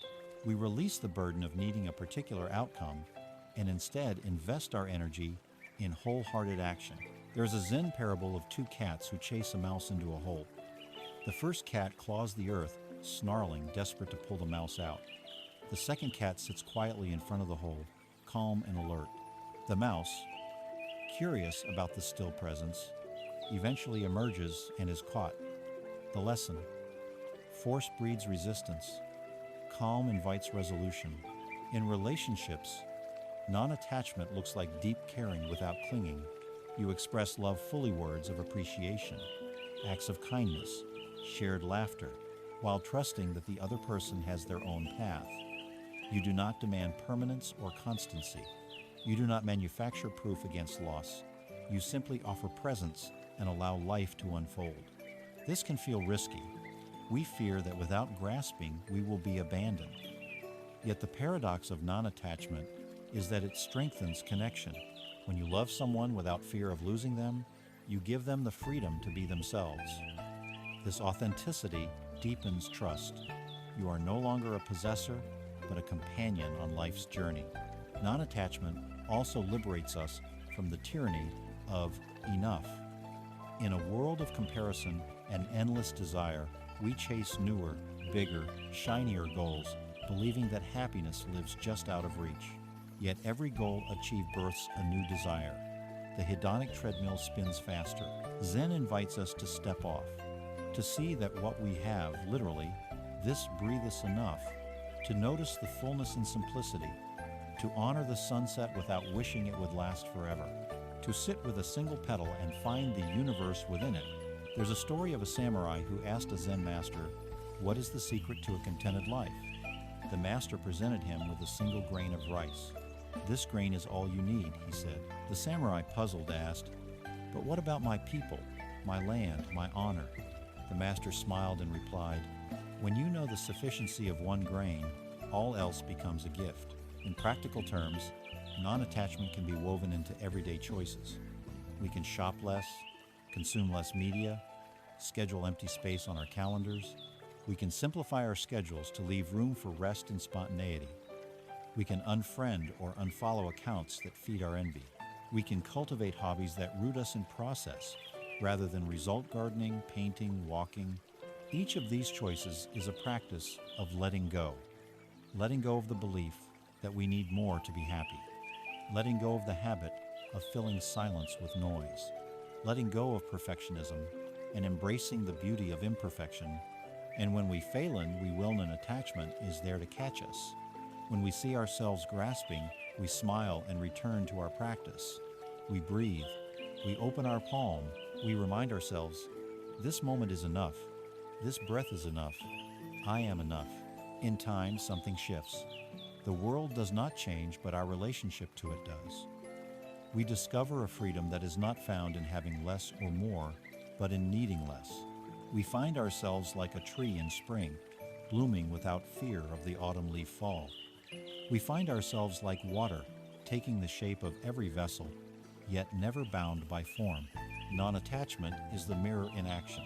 It reflects life exactly as it is, bright, shadowed, fleeting, eternal without distortion. It shows us that our true home is not in the future we plan or the past we remember, but in this open-handed present. As you continue this practice, you may notice a gentle joy arising, not the exuberant excitement of novelty, but the deep, settled joy of simply being alive. You will notice kindness arising naturally, because when you no longer scratch at the surface of life, you begin to touch its depths.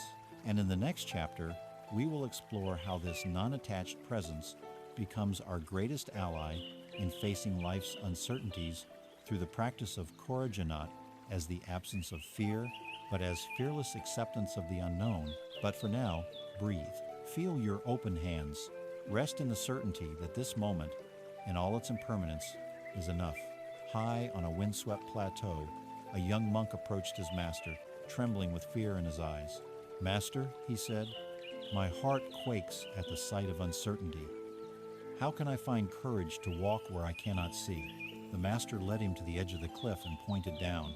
Vast valleys stretched into mist, the path invisible. Yet the monk below, a few dozen paces onward, made his way sure-footed and calm. The master placed his hand on the student's shoulder. "Courage," he whispered, "is not the absence of fear, but the willingness to move forward in its presence." In the journey of Zen, fear is not an enemy to defeat, but a companion to befriend.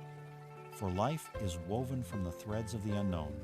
Each breath leads us into a territory we have never inhabited before. Yet most of us spend our days resisting this truth. We cling to plans, to certainties, to familiar comforts, believing that safety lies in predictability. When the ground shifts through loss, change, illness, or the simple unfolding of time, we panic, believing we have lost our foundation. Courage, in the Zen sense, is the practice of leaning into impermanence. It is the radical acceptance that the path ahead is unseen, and that our only guide is presence. It is a moment-by-moment contract with reality. Here I am. I do not know what comes next, and yet I will meet it with an open heart. 1. Fear and its mirror. Fear arises when the mind projects into possible futures imagined scenarios of danger or loss. We tell ourselves stories. If I fail this exam, my life will be ruined. If I tell the truth, I will be rejected. If I open my heart, I risk heartbreak. These narratives, whispered over and over, become so convincing we mistake them for reality. Yet they are only shadows on the wall of consciousness, flickering with our doubts. Zen invites us to notice fear as it arises, without turning away. In the moment we feel a tightening in the chest, a catch in the throat, or a churning in the belly, we pause, we breathe, we meet the sensation directly. This is fear. In naming it, we interrupt the story. We create a gap between self and emotion, a gap wide enough for clarity to enter. In that space, wisdom arises. Fear is just energy. It is telling me that something matters. Rather than fighting it, we soften around it. We place a hand on our heart. We offer ourselves the same care we would a frightened child. In this simple act, courage is born not from pushing aside fear, but from embracing it with kindness. R. The practice of small steps. True courage is not grand gestures on a mountaintop. It is the accumulation of small, often quiet, acts of presence. When the alarm rings and you do not hit snooze, but rise, there is courage. When you tell a friend the truth, even though it might be awkward, there is courage. When you sit in stillness despite the mind's urging to escape, there is courage. The Buddha taught that awakening happens gradually in tiny moments.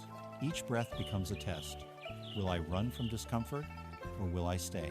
Each posture of the body, each softening of the jaw, each willingness to look at the internal terrain is a step toward fearless presence. Consider the practice of facing the wind. Just as the solitary tree grows stronger by bending into the gale, we too grow in courage by turning toward life's gusts.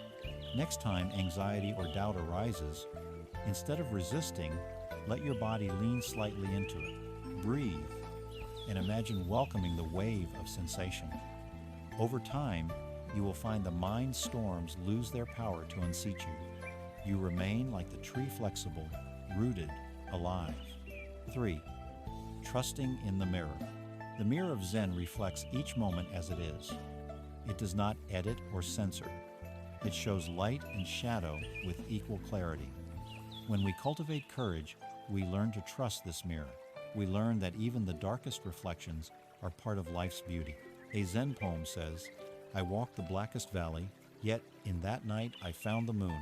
Even in our deepest fear, there is something luminous waiting to be discovered, our capacity for presence, compassion, and understanding. By leaning into fear, we see it transform. It becomes our teacher rather than our jailer. 2.4. The leap of faith. There comes a point in every journey when no amount of preparation suffices.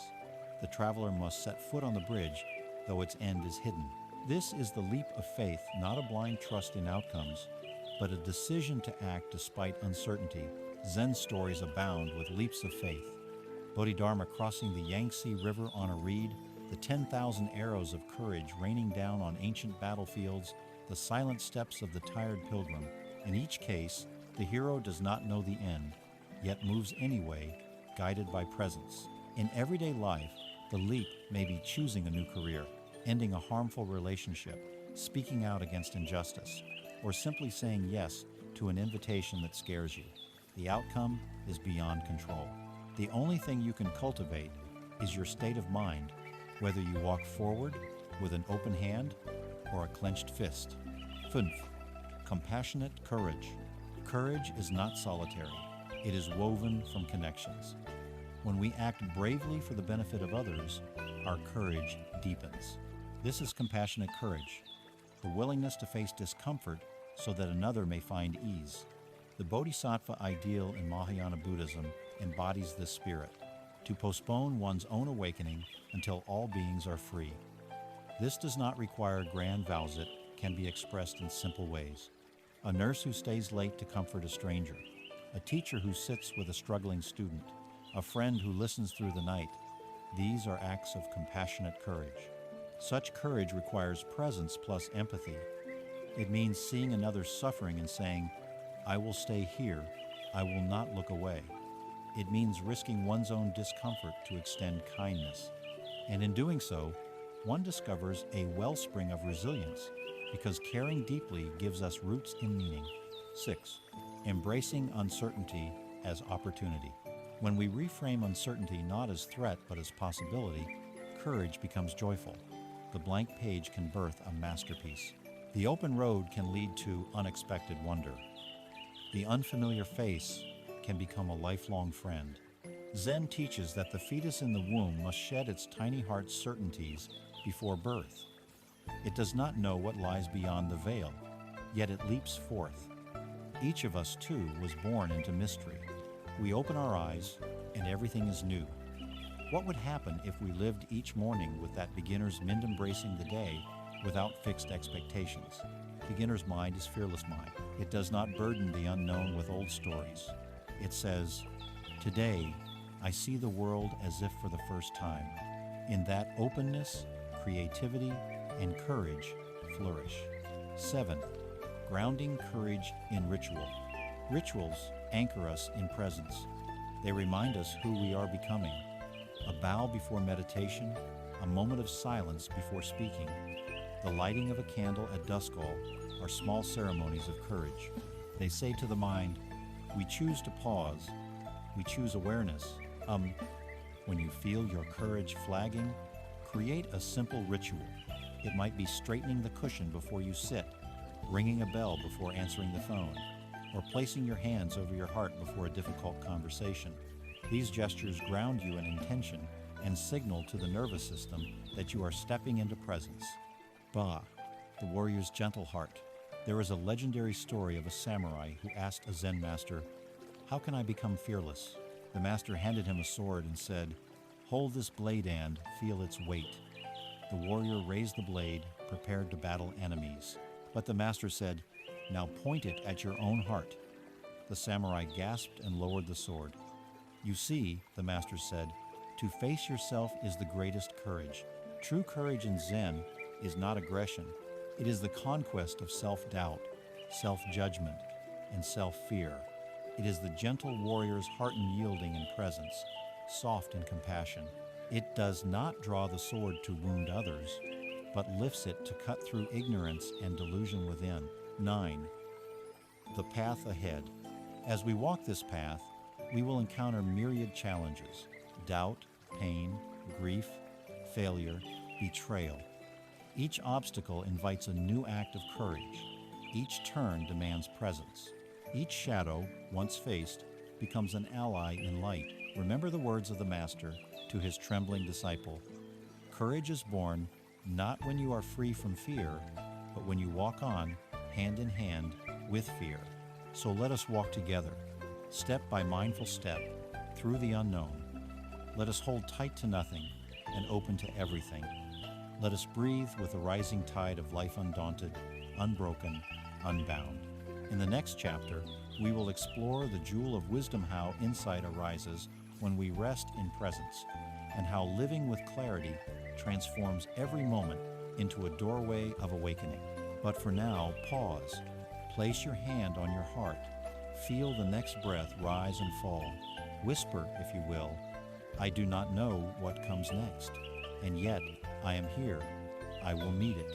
This is courage. This is Zen in action. This is the fearless heart reflecting life as it is, in all its mystery. At the heart of Zen, practice is a jewel, invisible yet more precious than gold. It is not something you can grasp with your hands or display on your mantelpiece, but it is unmistakable when you encounter it.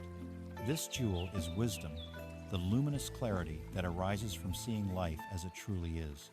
Unlike knowledge, which can be gathered, counted, and compared, wisdom emerges when the heart and mind rest together in the quiet light of awareness.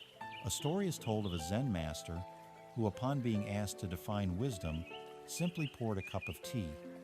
When the cup overflowed, the student exclaimed, "Master, it's spilling everywhere." The master replied, "When your mind is already full, there is no room for wisdom. Empty yourself, and wisdom will enter." This simple tale reveals a core Zen teaching. Wisdom does not arise from accumulation, but from emptiness. When we drop the burden of our fixed ideas, judgments, and defenses, insight flows naturally. The mirror becomes clear. 1. What is wisdom in Zen? Wisdom in the Zen tradition is not about intellectual brilliance or cleverness. It is about seeing clearly, responding appropriately, and living in harmony with the ever-changing dance of life. It is not a destination, but a way of moving, a posture of mind and heart that is supple, open, and responsive. To be wise is to perceive things as they are not, through the fog of desire, fear, or prejudice, but through the clear mirror of presence. In every moment, wisdom asks, what is really happening here? What is called for now? How can I meet this moment with honesty and care? Wisdom is born when we allow ourselves to be transformed by experience. Each mistake becomes a teacher. Each joy becomes a window into abundance. Each sorrow a passageway to compassion. Wisdom holds everything, discarding nothing, but clings to nothing. 2. Wisdom versus knowledge. Knowledge is helpful. It allows us to navigate the world, solve problems, and build society. But knowledge alone is not enough. Knowledge can be wielded by the wise or the foolish. Wisdom is what steers knowledge toward kindness and understanding. There is an old Zen saying, "To know and not do is not yet to know." True wisdom is active. It shapes the way we live, not just the way we think. The person who can quote many sutras but cannot greet a stranger with warmth is still at the beginning of the journey. The farmer who listens to the wind, the mother who soothes a crying child, the friend who knows when to speak and when to remain silent, these are all expressions of lived wisdom. 3. The obstacles to wisdom. If wisdom is so natural, why is it so rare? The answer is simple. We are rarely present. Our minds are crowded with opinions, memories, plans, and regrets. We react from habit, not insight. We look for answers outside ourselves, forgetting that the mirror we seek is within. Zen identifies several classic obstacles to wisdom: attachment to views, believing our perspective is the only truth; restlessness, the inability to rest in what is, always seeking elsewhere; judgment, dividing the world into good and bad, right and wrong, and missing its wholeness; distraction, the endless chase for stimulation, never pausing to see clearly; pride, mistaking knowledge or achievement for insight. To clear these obstacles is not to achieve perfection, but to practice returning again and again to this breath, this step, this moment. 4. The practice of not knowing. One of Zen's great paradoxes is the power of not knowing. In the West, not knowing is often seen as ignorance. In Zen, it is a form of wisdom. When we release our need to have all the answers, we become receptive. The world is no longer fixed and predictable. It is alive, full of possibility. The Zen teacher Shunryu Suzuki called this beginner's mind. He said, "In the beginner's mind, there are many possibilities, but in the expert's, there are few." Beginner's mind is fresh, open, curious, willing to be surprised. It greets each moment with humility and awe. You can practice not knowing in simple ways: by listening to another without preparing your response, by walking a familiar path and looking as if for the first time, by noticing the subtle changes in your own thoughts and feelings. In times of uncertainty, not knowing becomes your ally. You learn to sit in ambiguity without forcing clarity. You learn to trust that wisdom will emerge not through effort, but through receptivity. Wu, living in accordance with wisdom. Zen wisdom is not separate from everyday life. It is found in the way you tie your shoes, the way you chop vegetables, the way you greet the morning. Each action, when performed with full attention and care, becomes an expression of insight. This doesn't mean you become passive or detached.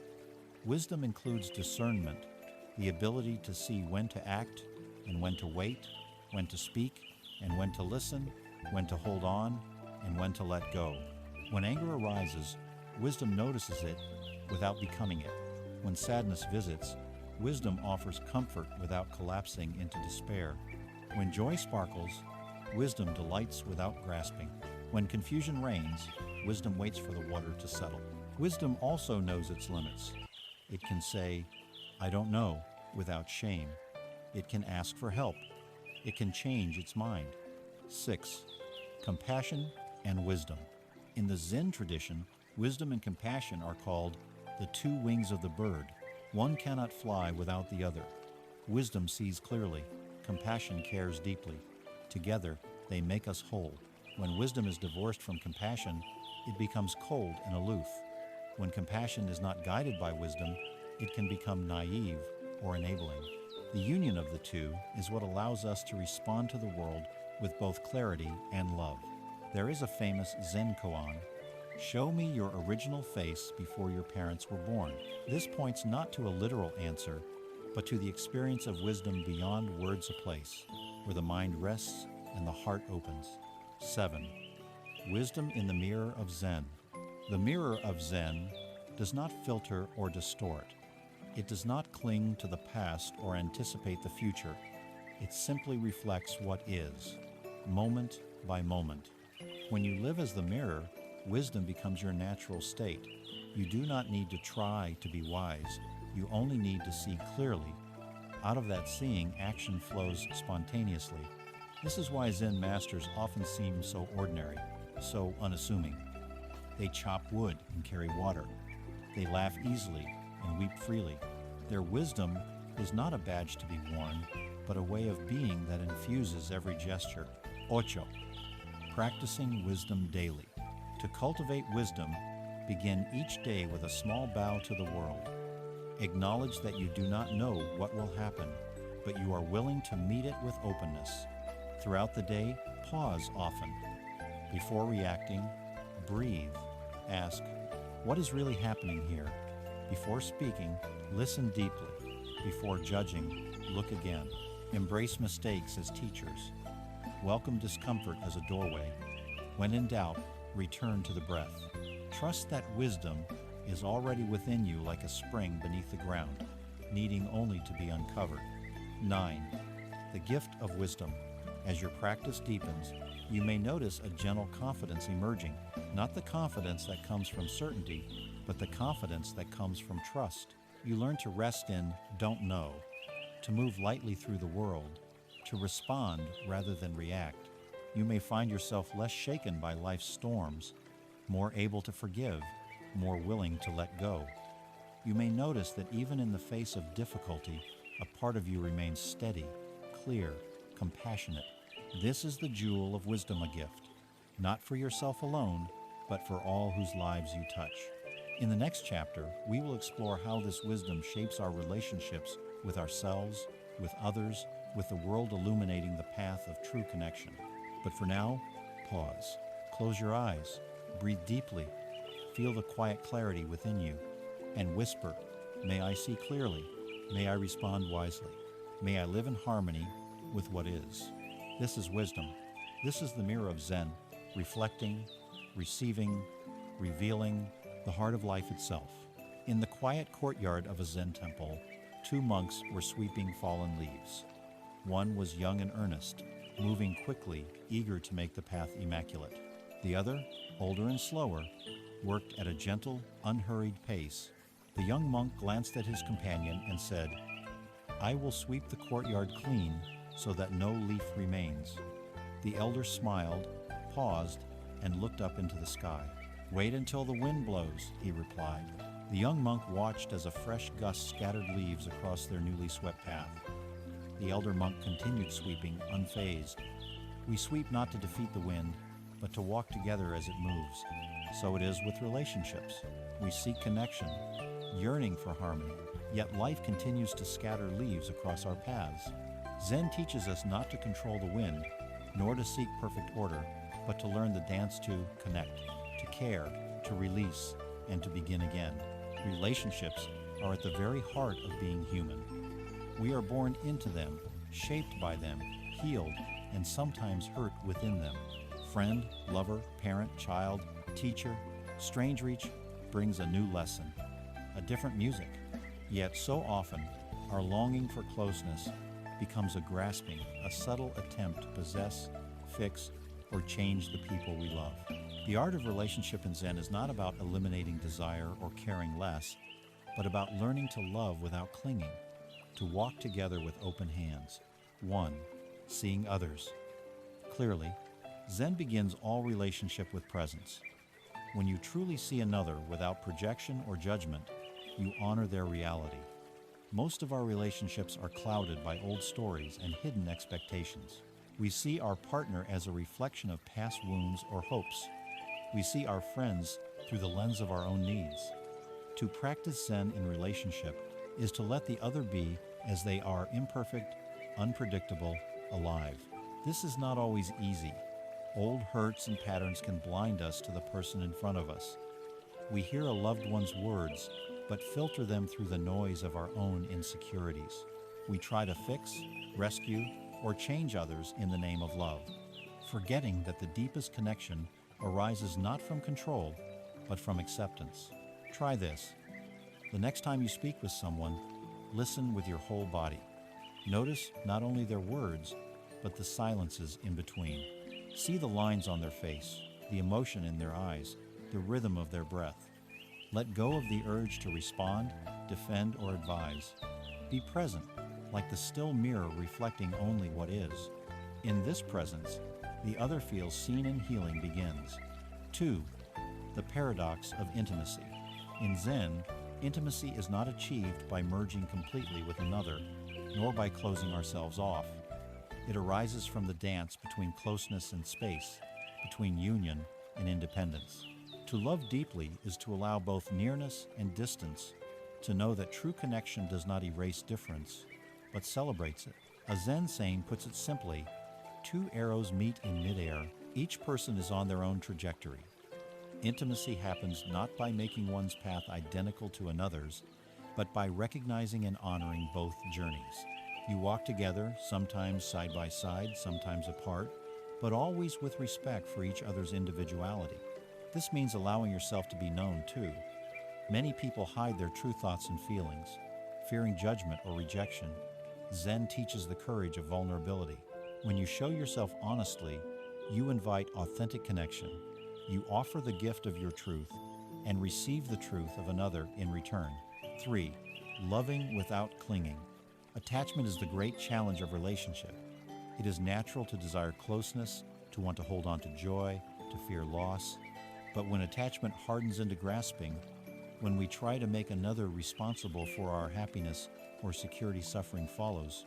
Zen invites us to love with open hands, to cherish each moment of connection without demanding that it last forever. This does not mean detachment or coldness. It means trusting the ebb and flow of relationship. It means loving another not for what they provide, but for who they are. There is a story of a Zen master who received a beautiful flower as a gift.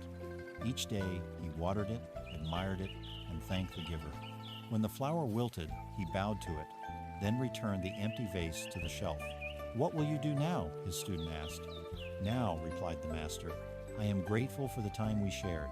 Every relationship has its seasons. There are times of growth and times of fading, moments of closeness and moments of drifting apart.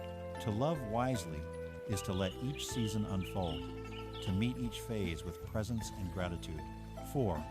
The mirror of relationship. Relationships are the clearest mirrors of our own mind. The way we react to others, their praise, their criticism, their distance, or affection, reveals our hidden attachments and fears. Every conflict, every misunderstanding is an opportunity to see ourselves more clearly. When you find yourself triggered by someone's behavior, pause. Before reacting, ask, what is being touched in me? Is it an old wound, a forgotten longing, a secret fear? Can you be with these feelings, hold them with compassion, and then respond from clarity rather than reflex? In this way, relationships become the ground of awakening. Each interaction is a chance to return to presence, to see through the story, to practice patience and forgiveness, not only toward the other, but toward yourself. Wu, boundaries and compassion. Loving with open hands also means honoring boundaries, yours and others. Compassion in Zen is not indulgence. It does not mean enduring harm or allowing disrespect. True compassion includes the wisdom to say no, to step away when necessary, to allow space for growth. Setting boundaries is an act of respect for both parties. It says, I value this connection, and I also honor my own needs. When both people feel safe and free, the relationship can deepen. Sometimes the kindest thing you can do for someone is to allow them their own journey, even if it means stepping back. This can be painful, but it is the ground from which genuine connection and growth arise. 6. The gift of forgiveness. No relationship is without conflict or pain. Even with the best intentions, we hurt and are hurt. The Zen path invites us to practice forgiveness not as a single act, but as an ongoing process. Forgiveness is not forgetting or condoning harm. It is the willingness to release the burden of resentment, to see the other as human, fallible, and worthy of compassion. Forgiveness begins within. When you forgive yourself for your own mistakes and shortcomings, you can extend that grace to others. Each day, bow to your imperfections. Each day, offer the same bow to those who cross your path. 7. The interbeing of all life. Zen teaches that separation is an illusion. Beneath our stories and identities, we are deeply interconnected. Thich Nhat Hanh uses the term interbeing to describe this reality.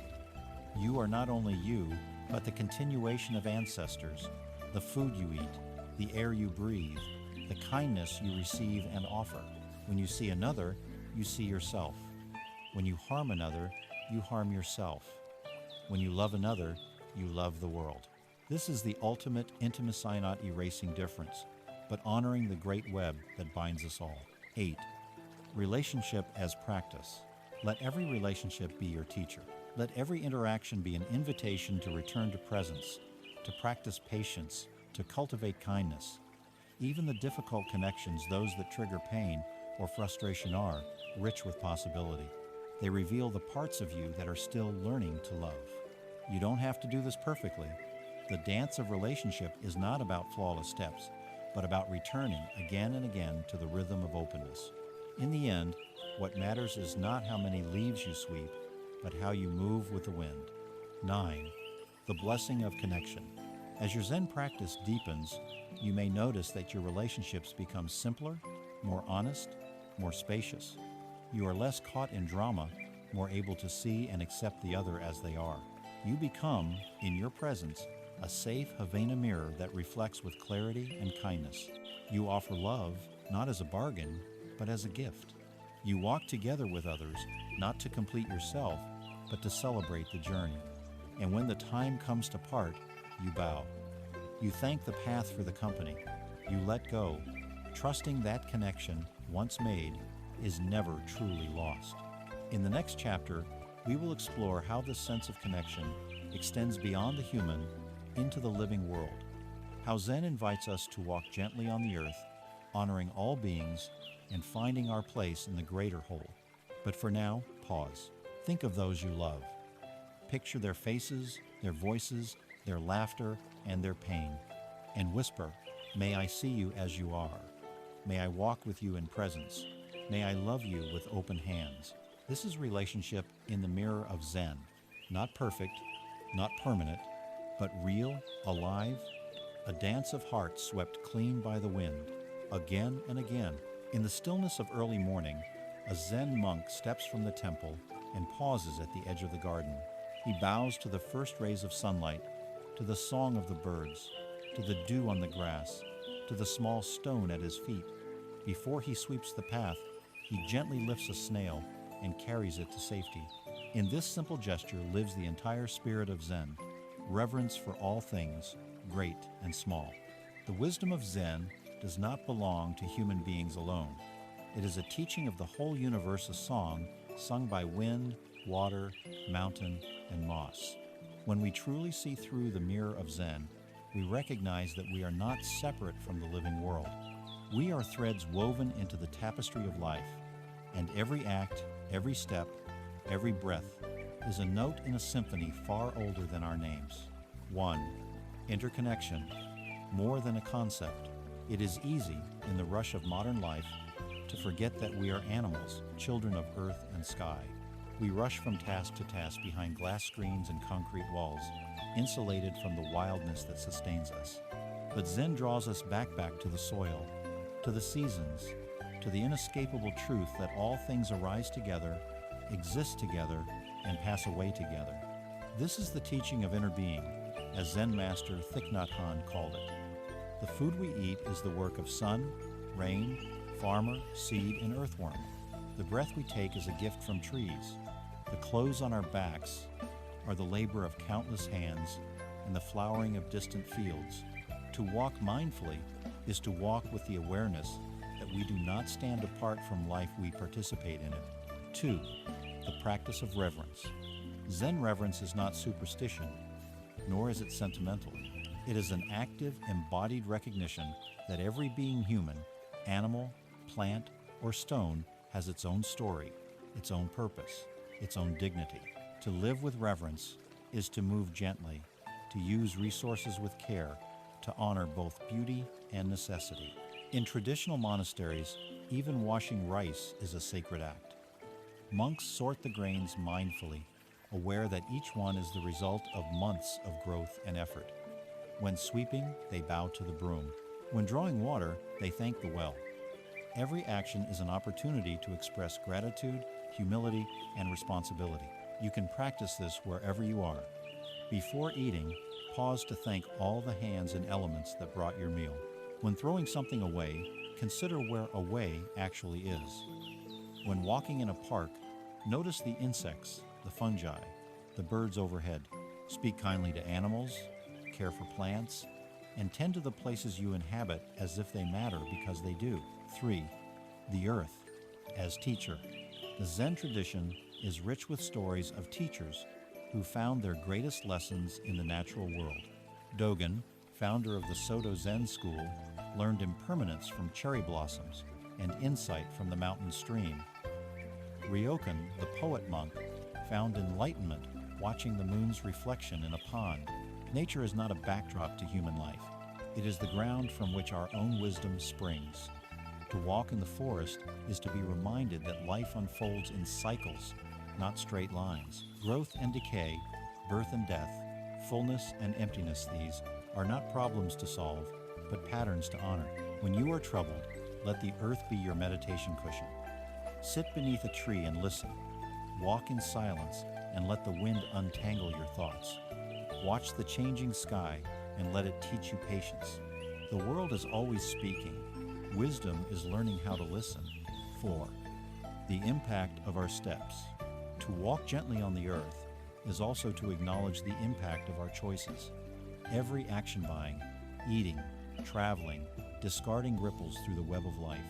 Zen invites us to live with intention, reducing harm where we can, and meeting the world with a sense of stewardship, not ownership.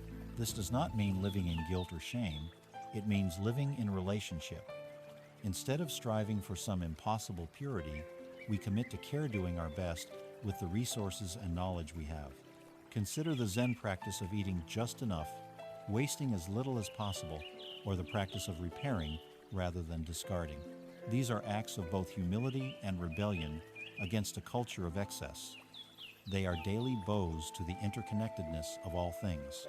5. Gratitude and generosity. The more we see our reliance on the earth and others, the more naturally gratitude arises. Gratitude dissolves entitlement. It makes every sip of water a blessing, every breath a gift, every meal an offering. And from gratitude grows generosity. We find ourselves wanting to give back not out of obligation, but from the overflow of appreciation. We share what we have, we volunteer, we compost, plant trees, support those who protect the wild. The boundary between giving and receiving begins to blur.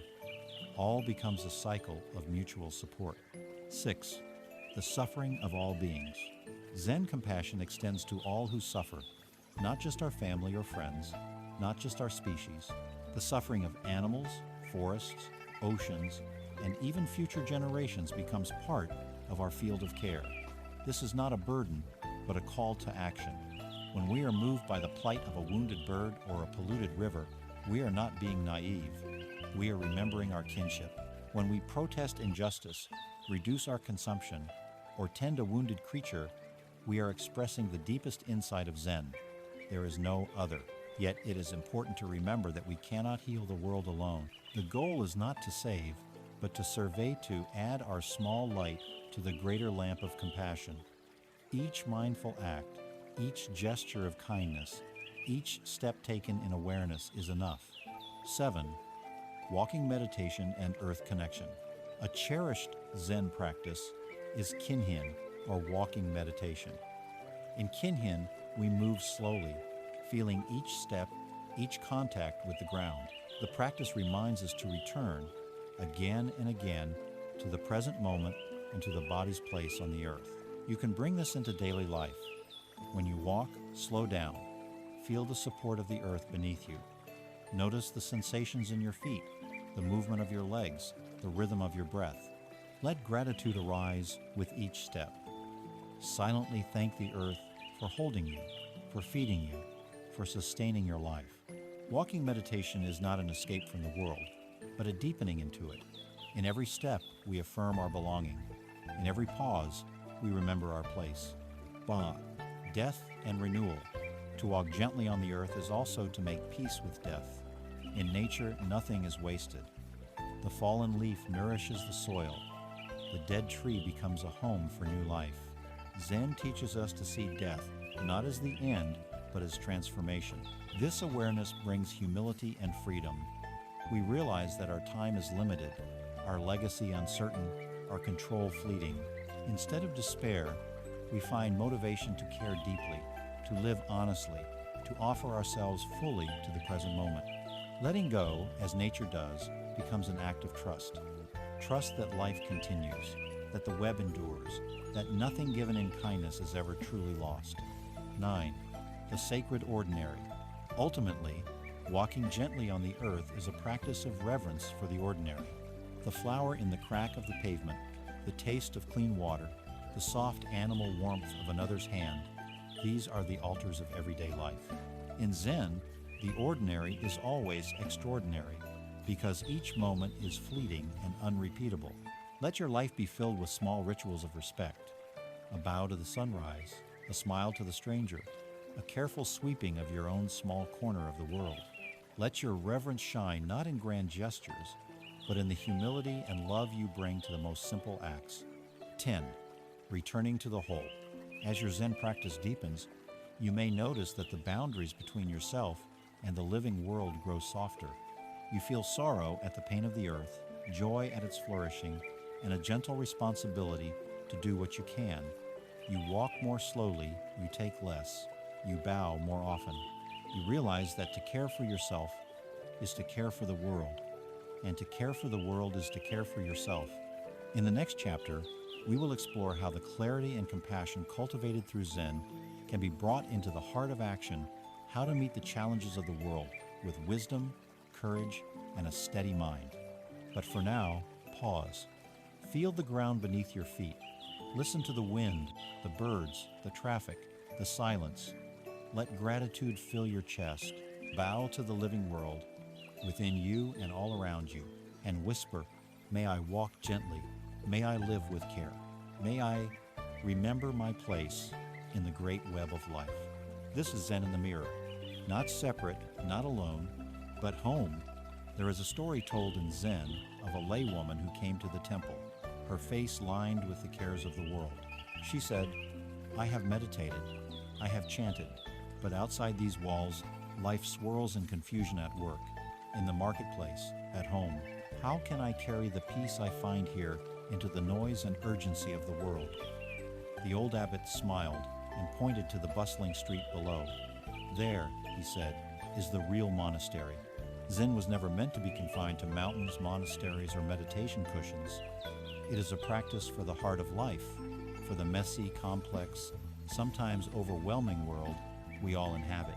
The real test of Zen is not how serene you feel in silence, but how you meet the chaos, confusion, and suffering of everyday existence. To bring Zen into action is to infuse each moment, no matter how ordinary or difficult, with the qualities of presence, clarity, compassion, and non-reactivity. It is to become a living mirror, responding rather than reacting, and thus bringing healing to the world one breath, one step, one choice at a time, i.e., presence in the midst of noise.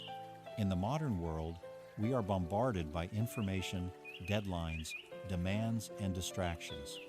We are urged to hurry, to multitask, to do more with less. In such an environment, the mind easily becomes fragmented, anxious, or numb. Zen in action begins with remembering to come home to this moment. You do not need to fix all of life's problems before you can be present. Instead, presence is the foundation from which wise action flows. Whether you are standing in line at a crowded store, sitting in a noisy meeting, or shepherding children through a chaotic morning, pause. Feel the ground beneath your feet. Feel your breath. Notice the sensations, the sounds, the mood in your body. In this brief return, you reclaim your freedom. The world continues to swirl, but you stand in its center clear, awake, unmoved. R. Responding, not reacting. The world is full of trigger-angry emails, social injustices, impatient drivers, family drama, daily setbacks. Reaction is automatic. Anger, defensiveness, blame. Zen teaches us to respond instead of react. Responding means creating a pause. When someone criticizes you, before you reply, breathe. Notice your first impulse defense, attack, withdrawal. Then ask, what is really needed now? Sometimes it's a kind word, sometimes a boundary, sometimes silence. You are no longer a puppet of circumstance. You become an agent of clarity. Over time, this habit changes your life.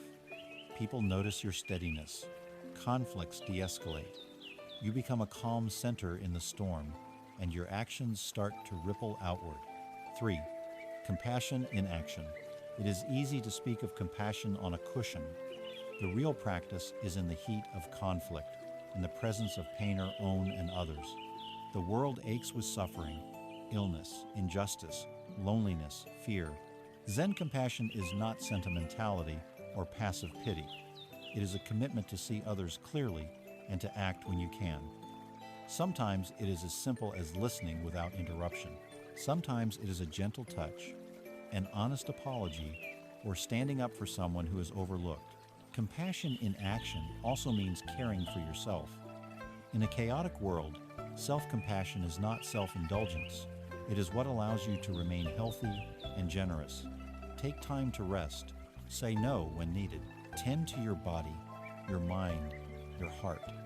The more grounded you are, the more you can serve. 4. Integrity and wise speech. In Zen, action and speech are not separate from spiritual practice. What you say and do shapes the world.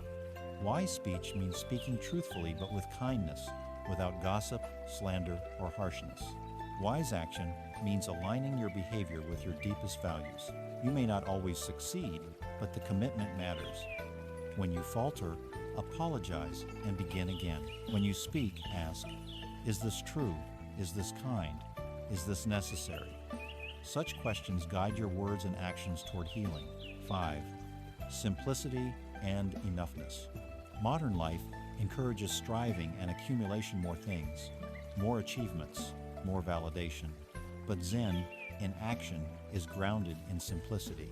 Ask yourself, what is enough? Simplify your commitments, your belongings, your schedule. Find contentment in what is. When you are not frantically seeking something else, you can pour your presence into what is right here. You can savor the small joys, a meal, a conversation, a walk outdoors. You become more attentive to the needs of others, less distracted by your own cravings. Simplicity is not deprivation. It is clarity removing the unnecessary so the essential can shine. Lick, mindful engagement in the world. Zen does not mean retreating from the world's suffering, but meeting it with open eyes and steady heart. This might mean volunteering, organizing for justice, voting, supporting local communities, or simply being a reliable friend. You do what you can, where you are, with what you have. Remember, Zen action is not about grand gestures, but about presence. When you offer a helping hand, you do so fully. When you protest, you do so without hatred. When you grieve for the world, you do so with compassion, not despair. 7. Dealing with failure and disappointment. Life rarely unfolds as we wish. Mistakes happen, plans fail, relationships end. In these moments, Zen invites us to respond with patience and humility. Failure is not the end, but part of the path. Instead of collapsing into self-judgment, we ask, what can I learn? How can I begin again? This attitude builds resilience. Each time you meet difficulty with curiosity rather than resistance, you grow. Each time you bow to imperfection, you gain freedom. 8. Practicing gratitude and joy. Even in the chaos, Zen teaches us to see what is good, to savor beauty, to laugh when we can. Gratitude is an anchor in the storm. Practice noticing the gifts of each day's sunlight, water, the sound of laughter, your own breath. These small recognitions build a foundation of joy, making you more resilient and generous. Joy is not naive. It does not ignore the world's pain, but balances it. Joy gives us strength to keep showing up, to keep loving, to keep serving. 9. Returning again and again. Zen action is not about perfection, it is about returning. You will get lost in distraction, anger, anxiety, or sorrow. This is human. The practice is to notice, to return to the breath, to the body, to presence. In each return, the mirror of your mind becomes a little clearer. Over time, this practice shapes not just you, but the world around you. You become a living reminder that clarity, compassion, and calm are possible even in chaos. 10. The world as monastery. The greatest secret of Zen is that everywhere is a place of practice. The world, with all its mess and beauty, is your true monastery. Each challenge is a teacher. Each encounter is a koan. The bus stop, the hospital room, the city street all are places to bow, to breathe, to bring presence. Your life is not separate from your practice. It is the field in which it grows. As your Zen journey continues, you may find yourself changed in small but significant ways. Your reactions soften, your relationships deepen, your sense of purpose grows more rooted. You become, bit by bit, a source of peace for the world. In the next part, we will look more closely at how to nurture this transformation, how to remain steadfast when the world pushes back, and how to find renewal in daily discipline. But for now, pause. Bring your attention to your breath, to the life around you, to your own beating heart, and whisper, may my presence bring peace. May my actions reflect wisdom. May this world, noisy as it is, become my temple of awakening. This is Zen in action, a living mirror, shining gently. In the heart of the storm, at dawn, a Zen monk lights a single candle and places it on the windowsill. The soft glow pushes back the night, a quiet symbol of renewal. Every day, no matter how many times the wind blows it out, the monk lights it again. This is the practice of steadfastness, returning again and again to the simple rituals that keep the heart alive. Zen is not a fleeting inspiration or a sudden transformation. It is a steady cultivation, a daily tending of the soil of your mind and spirit. In a world that urges us to leap from one novelty to the next, Zen invites us to discover the power of constantia, return to the same breath, the same step, the same gentle awareness, even when enthusiasm has faded. 1. The myth of the perfect practice. Many people believe that spiritual growth is a series of mountaintop moments, flashes of insight, dramatic awakenings, bursts of unshakable calm. But Zen, in its wisdom, knows better. It teaches that true transformation is built on small, repeated acts, sitting in meditation, bowing, sweeping the floor, drinking tea with full attention.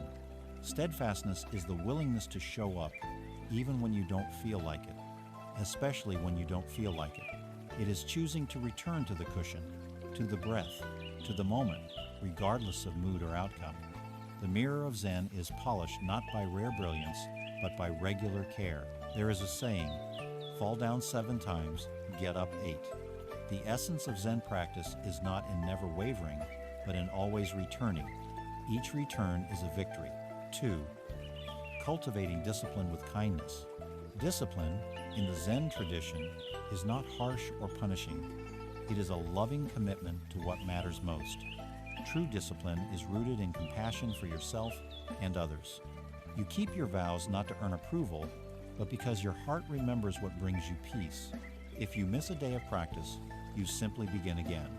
If your mind is wild and scattered, you greet it with kindness, not criticism. This is renewal, the willingness to refresh your commitment, to forgive yourself, and to keep walking. Create rituals that anchor you: a morning stretch, an evening bow, a moment of silence before meals. Let them be simple, repeatable, and filled with presence. Over time, these small acts weave a strong net that supports you through change and adversity. Zen, nurturing the body, mind, and spirit. The Zen path is holistic. It honors the body as much as the mind. You are not a disembodied intellect, but a living, breathing being. Care for your body, move it, nourish it, let it rest. When you walk, walk with awareness. When you eat, savor each bite. When you are tired, sleep. Nourish your mind by curating what you take in: news, conversations, media, even your own self-talk. Let wisdom, humor, and beauty feed you more than worry and fear. Spirit is nurtured in silence, beauty, and wonder. Spend time outdoors. Listen to music that opens your heart. Sit by a window and watch the clouds. Read poetry or sacred texts. Let your soul be fed by what is simple and real. 4. Returning in the midst of distraction. We live in a world engineered for distraction. Notifications, advertisements, and endless to-do lists pull us from presence. It is easy to wake up in the morning, and before your feet touch the floor, find your mind already tangled in yesterday's regrets or tomorrow's worries. The practice is to notice this wandering and gently return. When you catch yourself lost in thought, do not scold yourself. Smile and come back. The act of returning is itself the heart of Zen. Place reminders around your environment: a bell, a poem, a photo, a piece of art. Let them invite you to pause, to breathe, to return to the here and now. 5. Renewing through difficulty. Life will not always be smooth. There will be times of illness, grief, conflict, exhaustion. In these moments, the temptation is to abandon your practice, to wait for better days. But Zen teaches that these are precisely the moments when practice is most needed. When you are troubled, do not strive to fix everything at once. Instead, return to what is simple. Breathe, sit, walk, bow. Let the practice hold you when you cannot hold yourself. Sometimes, renewal means letting go of old forms and finding new ones. If you cannot sit for meditation, try walking. If silence is too heavy, listen to music or recite poetry. The form matters less than the intention, the willingness to stay connected to presence. 6. Finding joy in the ordinary. One of the greatest gifts of Zen is the rediscovery of joy in the ordinary. When you bring presence to small acts, they become luminous. Washing a cup, you feel the warmth of water, the texture of porcelain, the gratitude for clean hands. Sweeping the floor, you create beauty and order, however fleeting. Do not wait for grand occasions to celebrate life. Let your days be filled with quiet rituals of appreciation. Give thanks for the sun, for the meal, for a kind word, for the mystery of breath. Joy is not something you earn. It arises naturally when you meet each moment with openness and gratitude. Say, community and the Sangha. Though the path of Zen is deeply personal, you are not meant to walk it alone. The Sanghathe community of practitioners offers encouragement, accountability, and companionship. In times of doubt or weariness, let others inspire you. Share your struggles and your joys. Support and be supported. If you do not have a formal community, create informal ones. Find friends who share your values. Read the words of teachers past and present. Let their voices join yours in the silent hall of your heart. 8. The courage to begin again. Renewal requires courage, the courage to admit when you've strayed, the courage to start anew. There is no shame in wandering, only in refusing to return. Each day is a new beginning. Each breath is a new chance.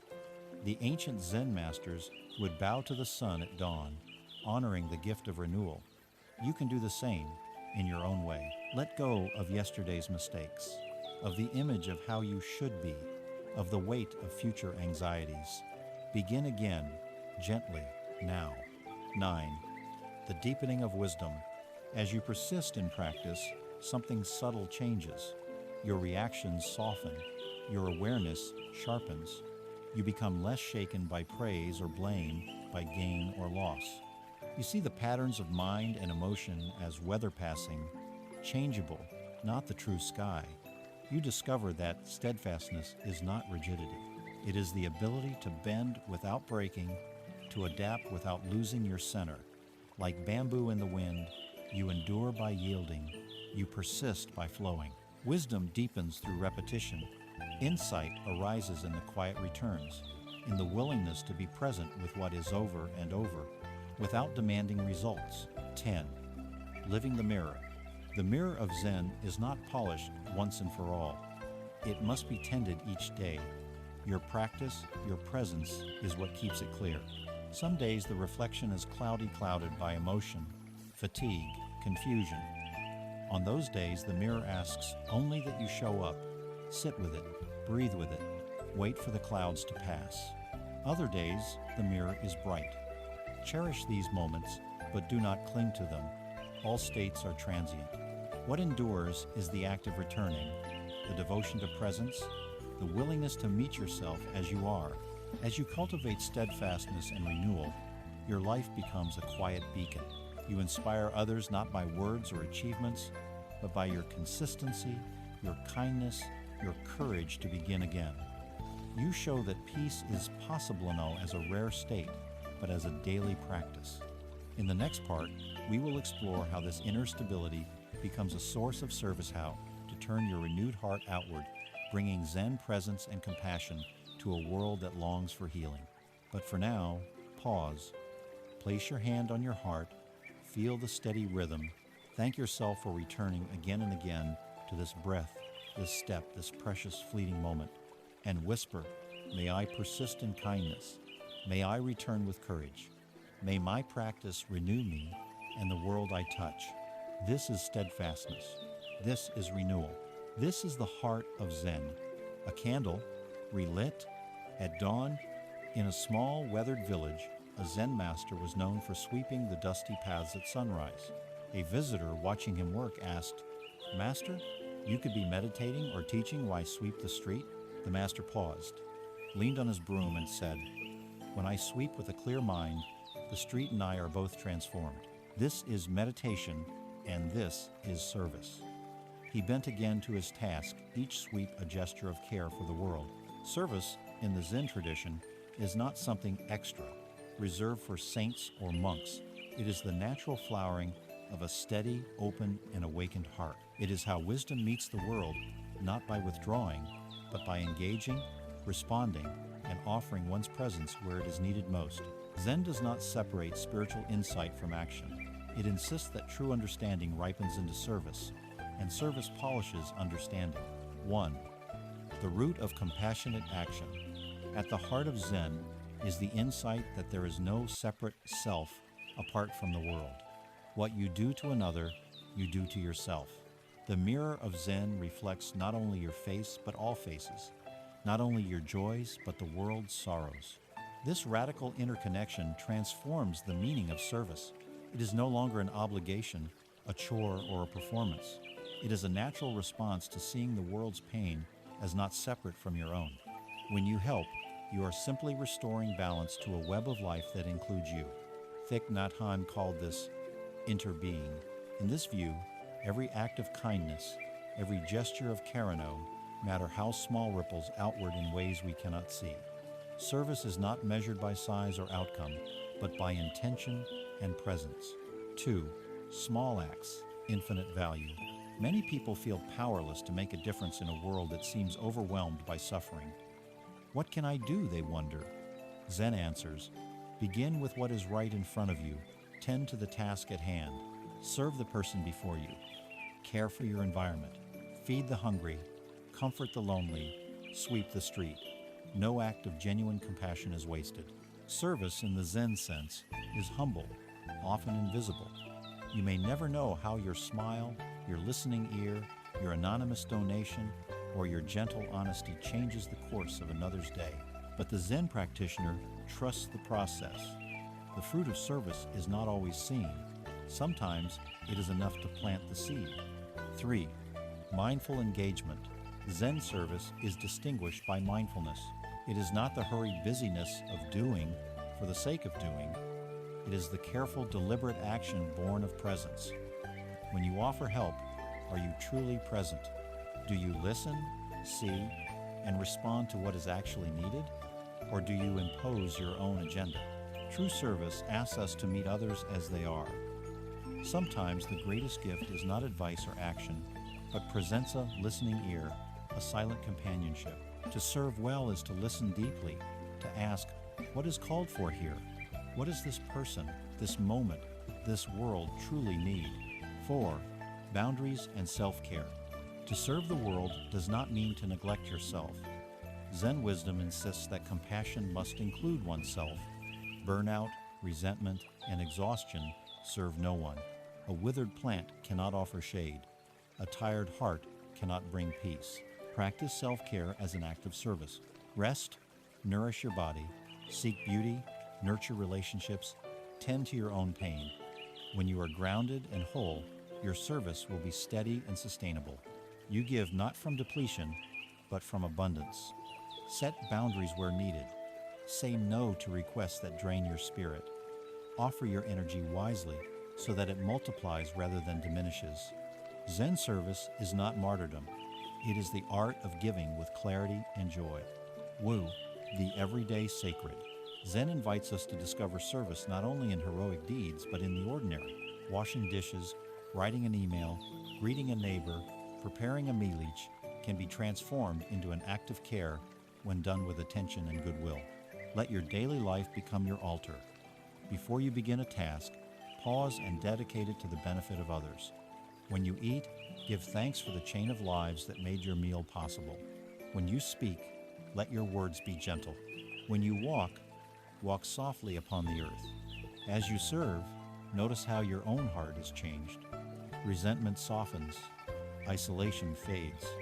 A quiet satisfaction arises a sense that you belong, that your life is woven into something larger and meaningful.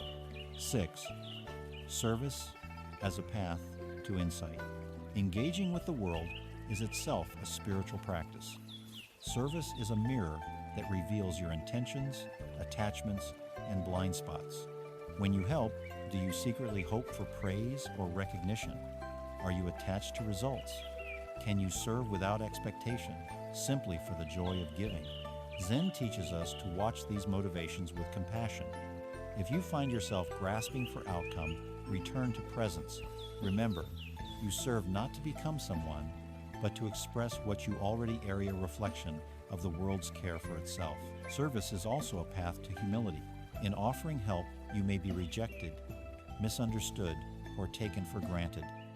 These moments are teachers, dissolving ego and opening the heart. True service does not require acknowledgement. The act itself is enough. 7. Courage in the face of suffering. The world's pain can be overwhelming. Violence, injustice, ecological crisis, poverty. Zen does not ask us to save the world alone. It asks us not to turn away. When you encounter suffering, allow yourself to feel. Do not rush to numbness or cynicism. Let compassion move you. Sometimes serving means bearing witness, being present with suffering even when you cannot fix it. Sit with the grieving, listen to the marginalized, acknowledge the wounds of the world. This is not passive. It is the groundwork for wise action. And when action is called for, respond as you are able. Volunteer, protest, create, teach, advocate, support. Offer your skills, your resources, your presence. Remember, courage is not the absence of fear, but the willingness to act from love despite fear. 8. The ripple effect. Zen masters say, do not underestimate the power of a single kind word. Service is contagious. When you act from compassion, you inspire others to do the same. A small kindness multiplies, echoing across families, workplaces, communities, and nations. You may never see the final result, But Zen teaches that intention plants seeds that may bear fruit long after you are gone. Serve not for reward, but for the world you wish to leave behind. 9. Sacred activism. Zen does not mean disengagement from social or ecological challenges. The awakened heart is moved by injustice, by environmental harm, by the suffering of beings near and far. Sacred activism is service rooted in stillness and wisdom, not in anger or self-righteousness. If you engage in activism, do so mindfully. Take care of your spirit. Stay connected to sources of renewal. Let your actions arise from clarity, not burnout. Meet opponents with respect. Remember, you are not fighting enemies, but responding to ignorance and suffering yours and others. 10. A life of service. As your Zen practice deepens, service ceases to be something you do. It becomes who you carry, a quiet, steady presence, bringing peace into every interaction. You sweep the street, and your heart is swept clean. You listen to a friend, and the world listens. You care for the earth, and the earth cares for you. Your actions become an offering, a prayer, a mirror reflecting the Buddha nature in all beings. As you contemplate the mirror of Zen, ask yourself, how can I serve this moment, this person, this earth? Trust that even the smallest act, done with love and awareness, ripples outward in ways you may never see. In the final part of this journey, we will bring together all that we have, explored clarity, compassion, steadfastness, and service, and discover how to let your Zen presence shine gently and naturally in every corner of your life. But for now, pause. Place your hand on your heart. Feel the quiet readiness to serve, not as a burden, but as a blessing. And whisper, may my life be of benefit. May my hands bring comfort. May my heart remain open. May I serve without hesitation, without expectation, with the steady mirror of Zen. In the quiet after the rain, a monk sat by the window, watching the clouds break and the world shine with new light. The air was washed clean, the trees glistened, and a gentle glow touched everything it met. He smiled softly, not because the storm had vanished, but because he saw beauty in both the thunder and the calm. In that moment, he became the mirror, clear, steady, open to all that is. This, ultimately, is the gift of Zen, a way of being that reflects the world without distortion, that meets each moment as it is, and that, in its gentleness, radiates healing and peace. To complete this journey, let us explore what it means to let your presence shine in daily life, not as an act of will or ego, but as a natural expression of clarity, compassion, and stillness cultivated on the path. 1. The light that needs no effort. Many people think that to make a difference, they must push, persuade, or perform. But Zen teaches that the most profound change comes not from striving, but from simply being. The gentle radiance of a calm, present person can bring comfort, safety, and inspiration to those around them without words or deeds. Like a lamp in the darkness, you need not shout, "I am light." The presence itself is enough. When you embody the teachings, returning again and again to awareness, compassion, and non-reactivity, you become a quiet blessing wherever you go.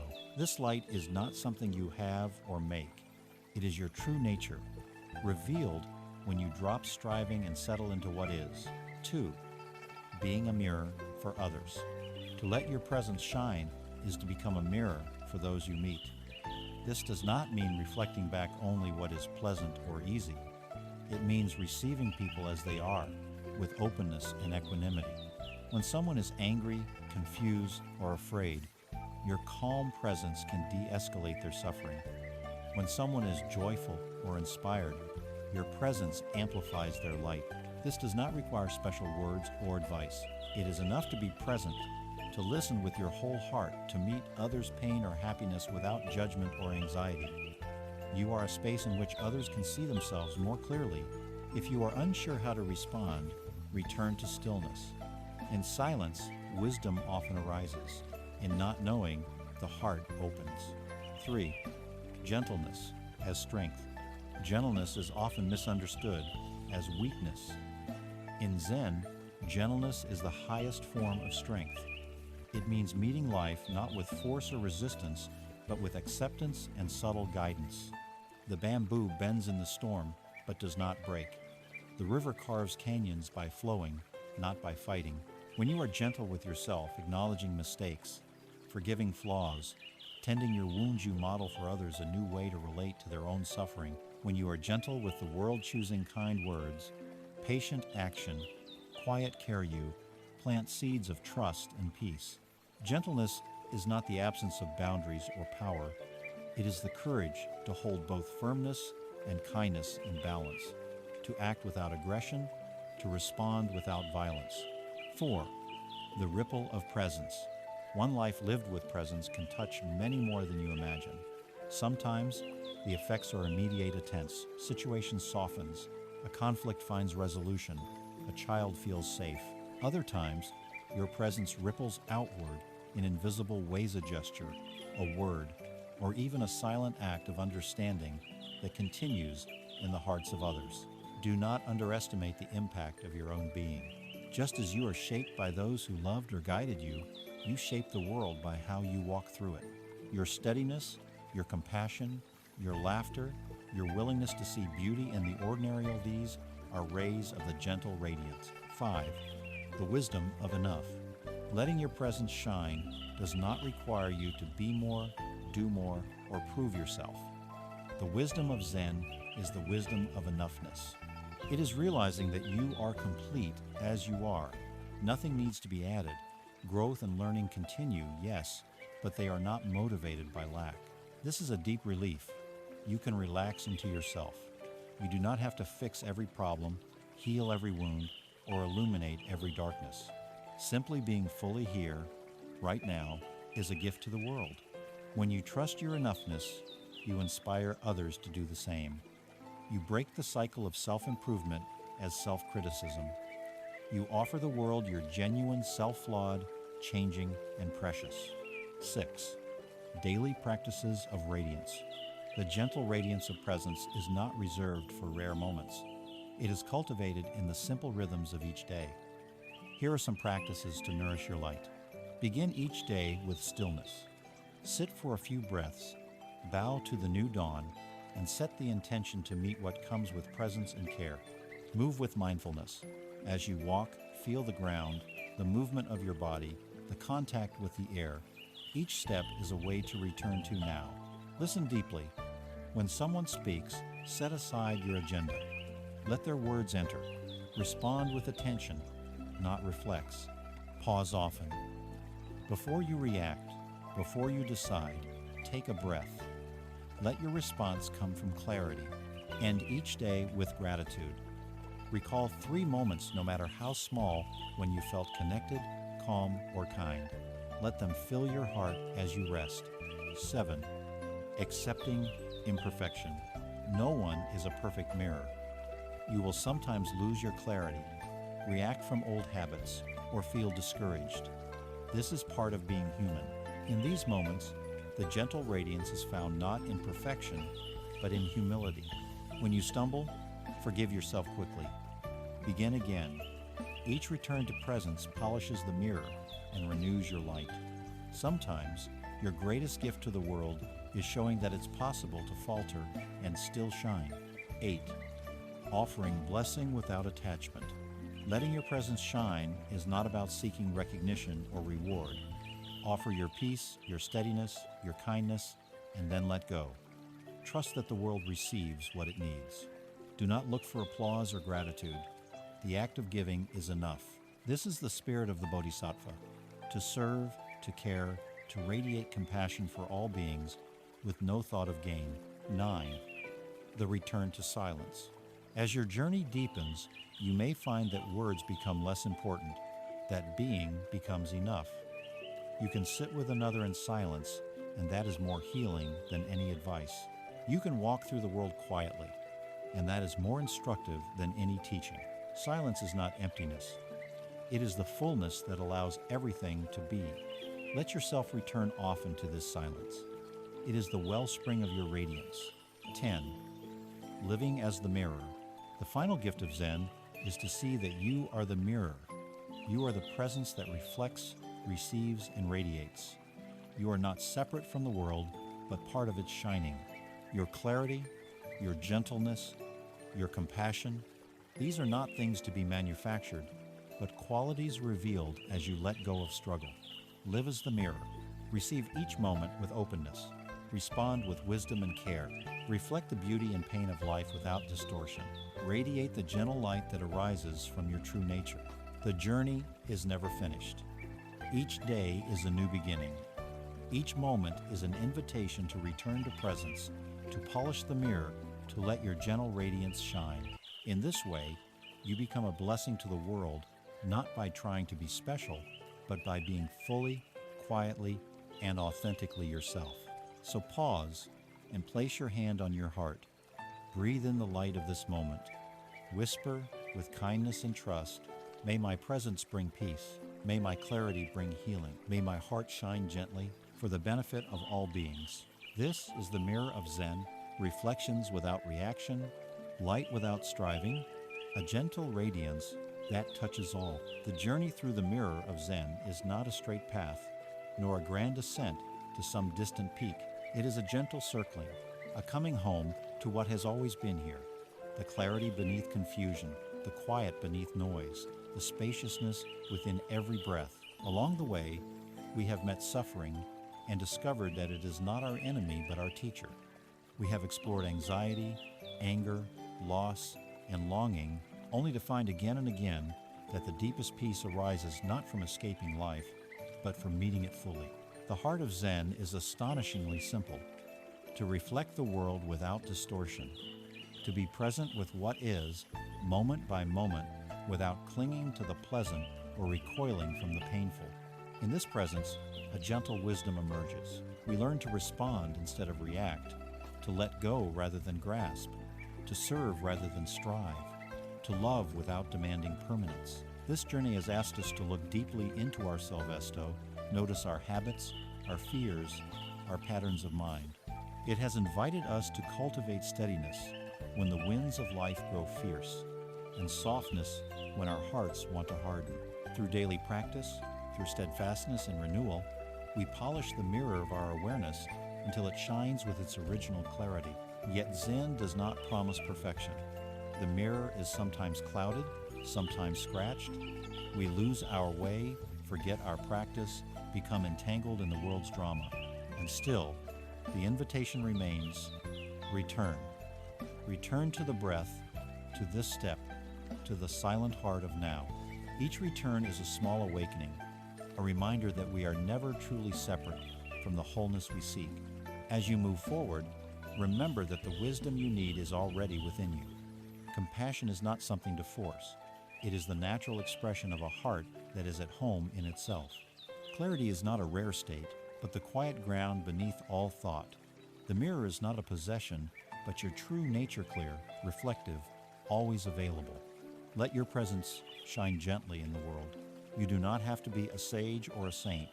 You only have to be awake, willing to meet each moment with kindness, honesty, and a willingness to begin again. In your ordinary acts of attention, care, and forgiveness, you become the blessing the world needs.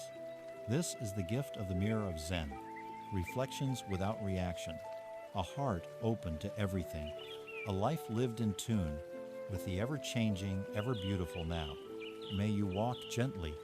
May you love deeply. May your presence be a quiet light for yourself and for all beings, a clear mirror shining peace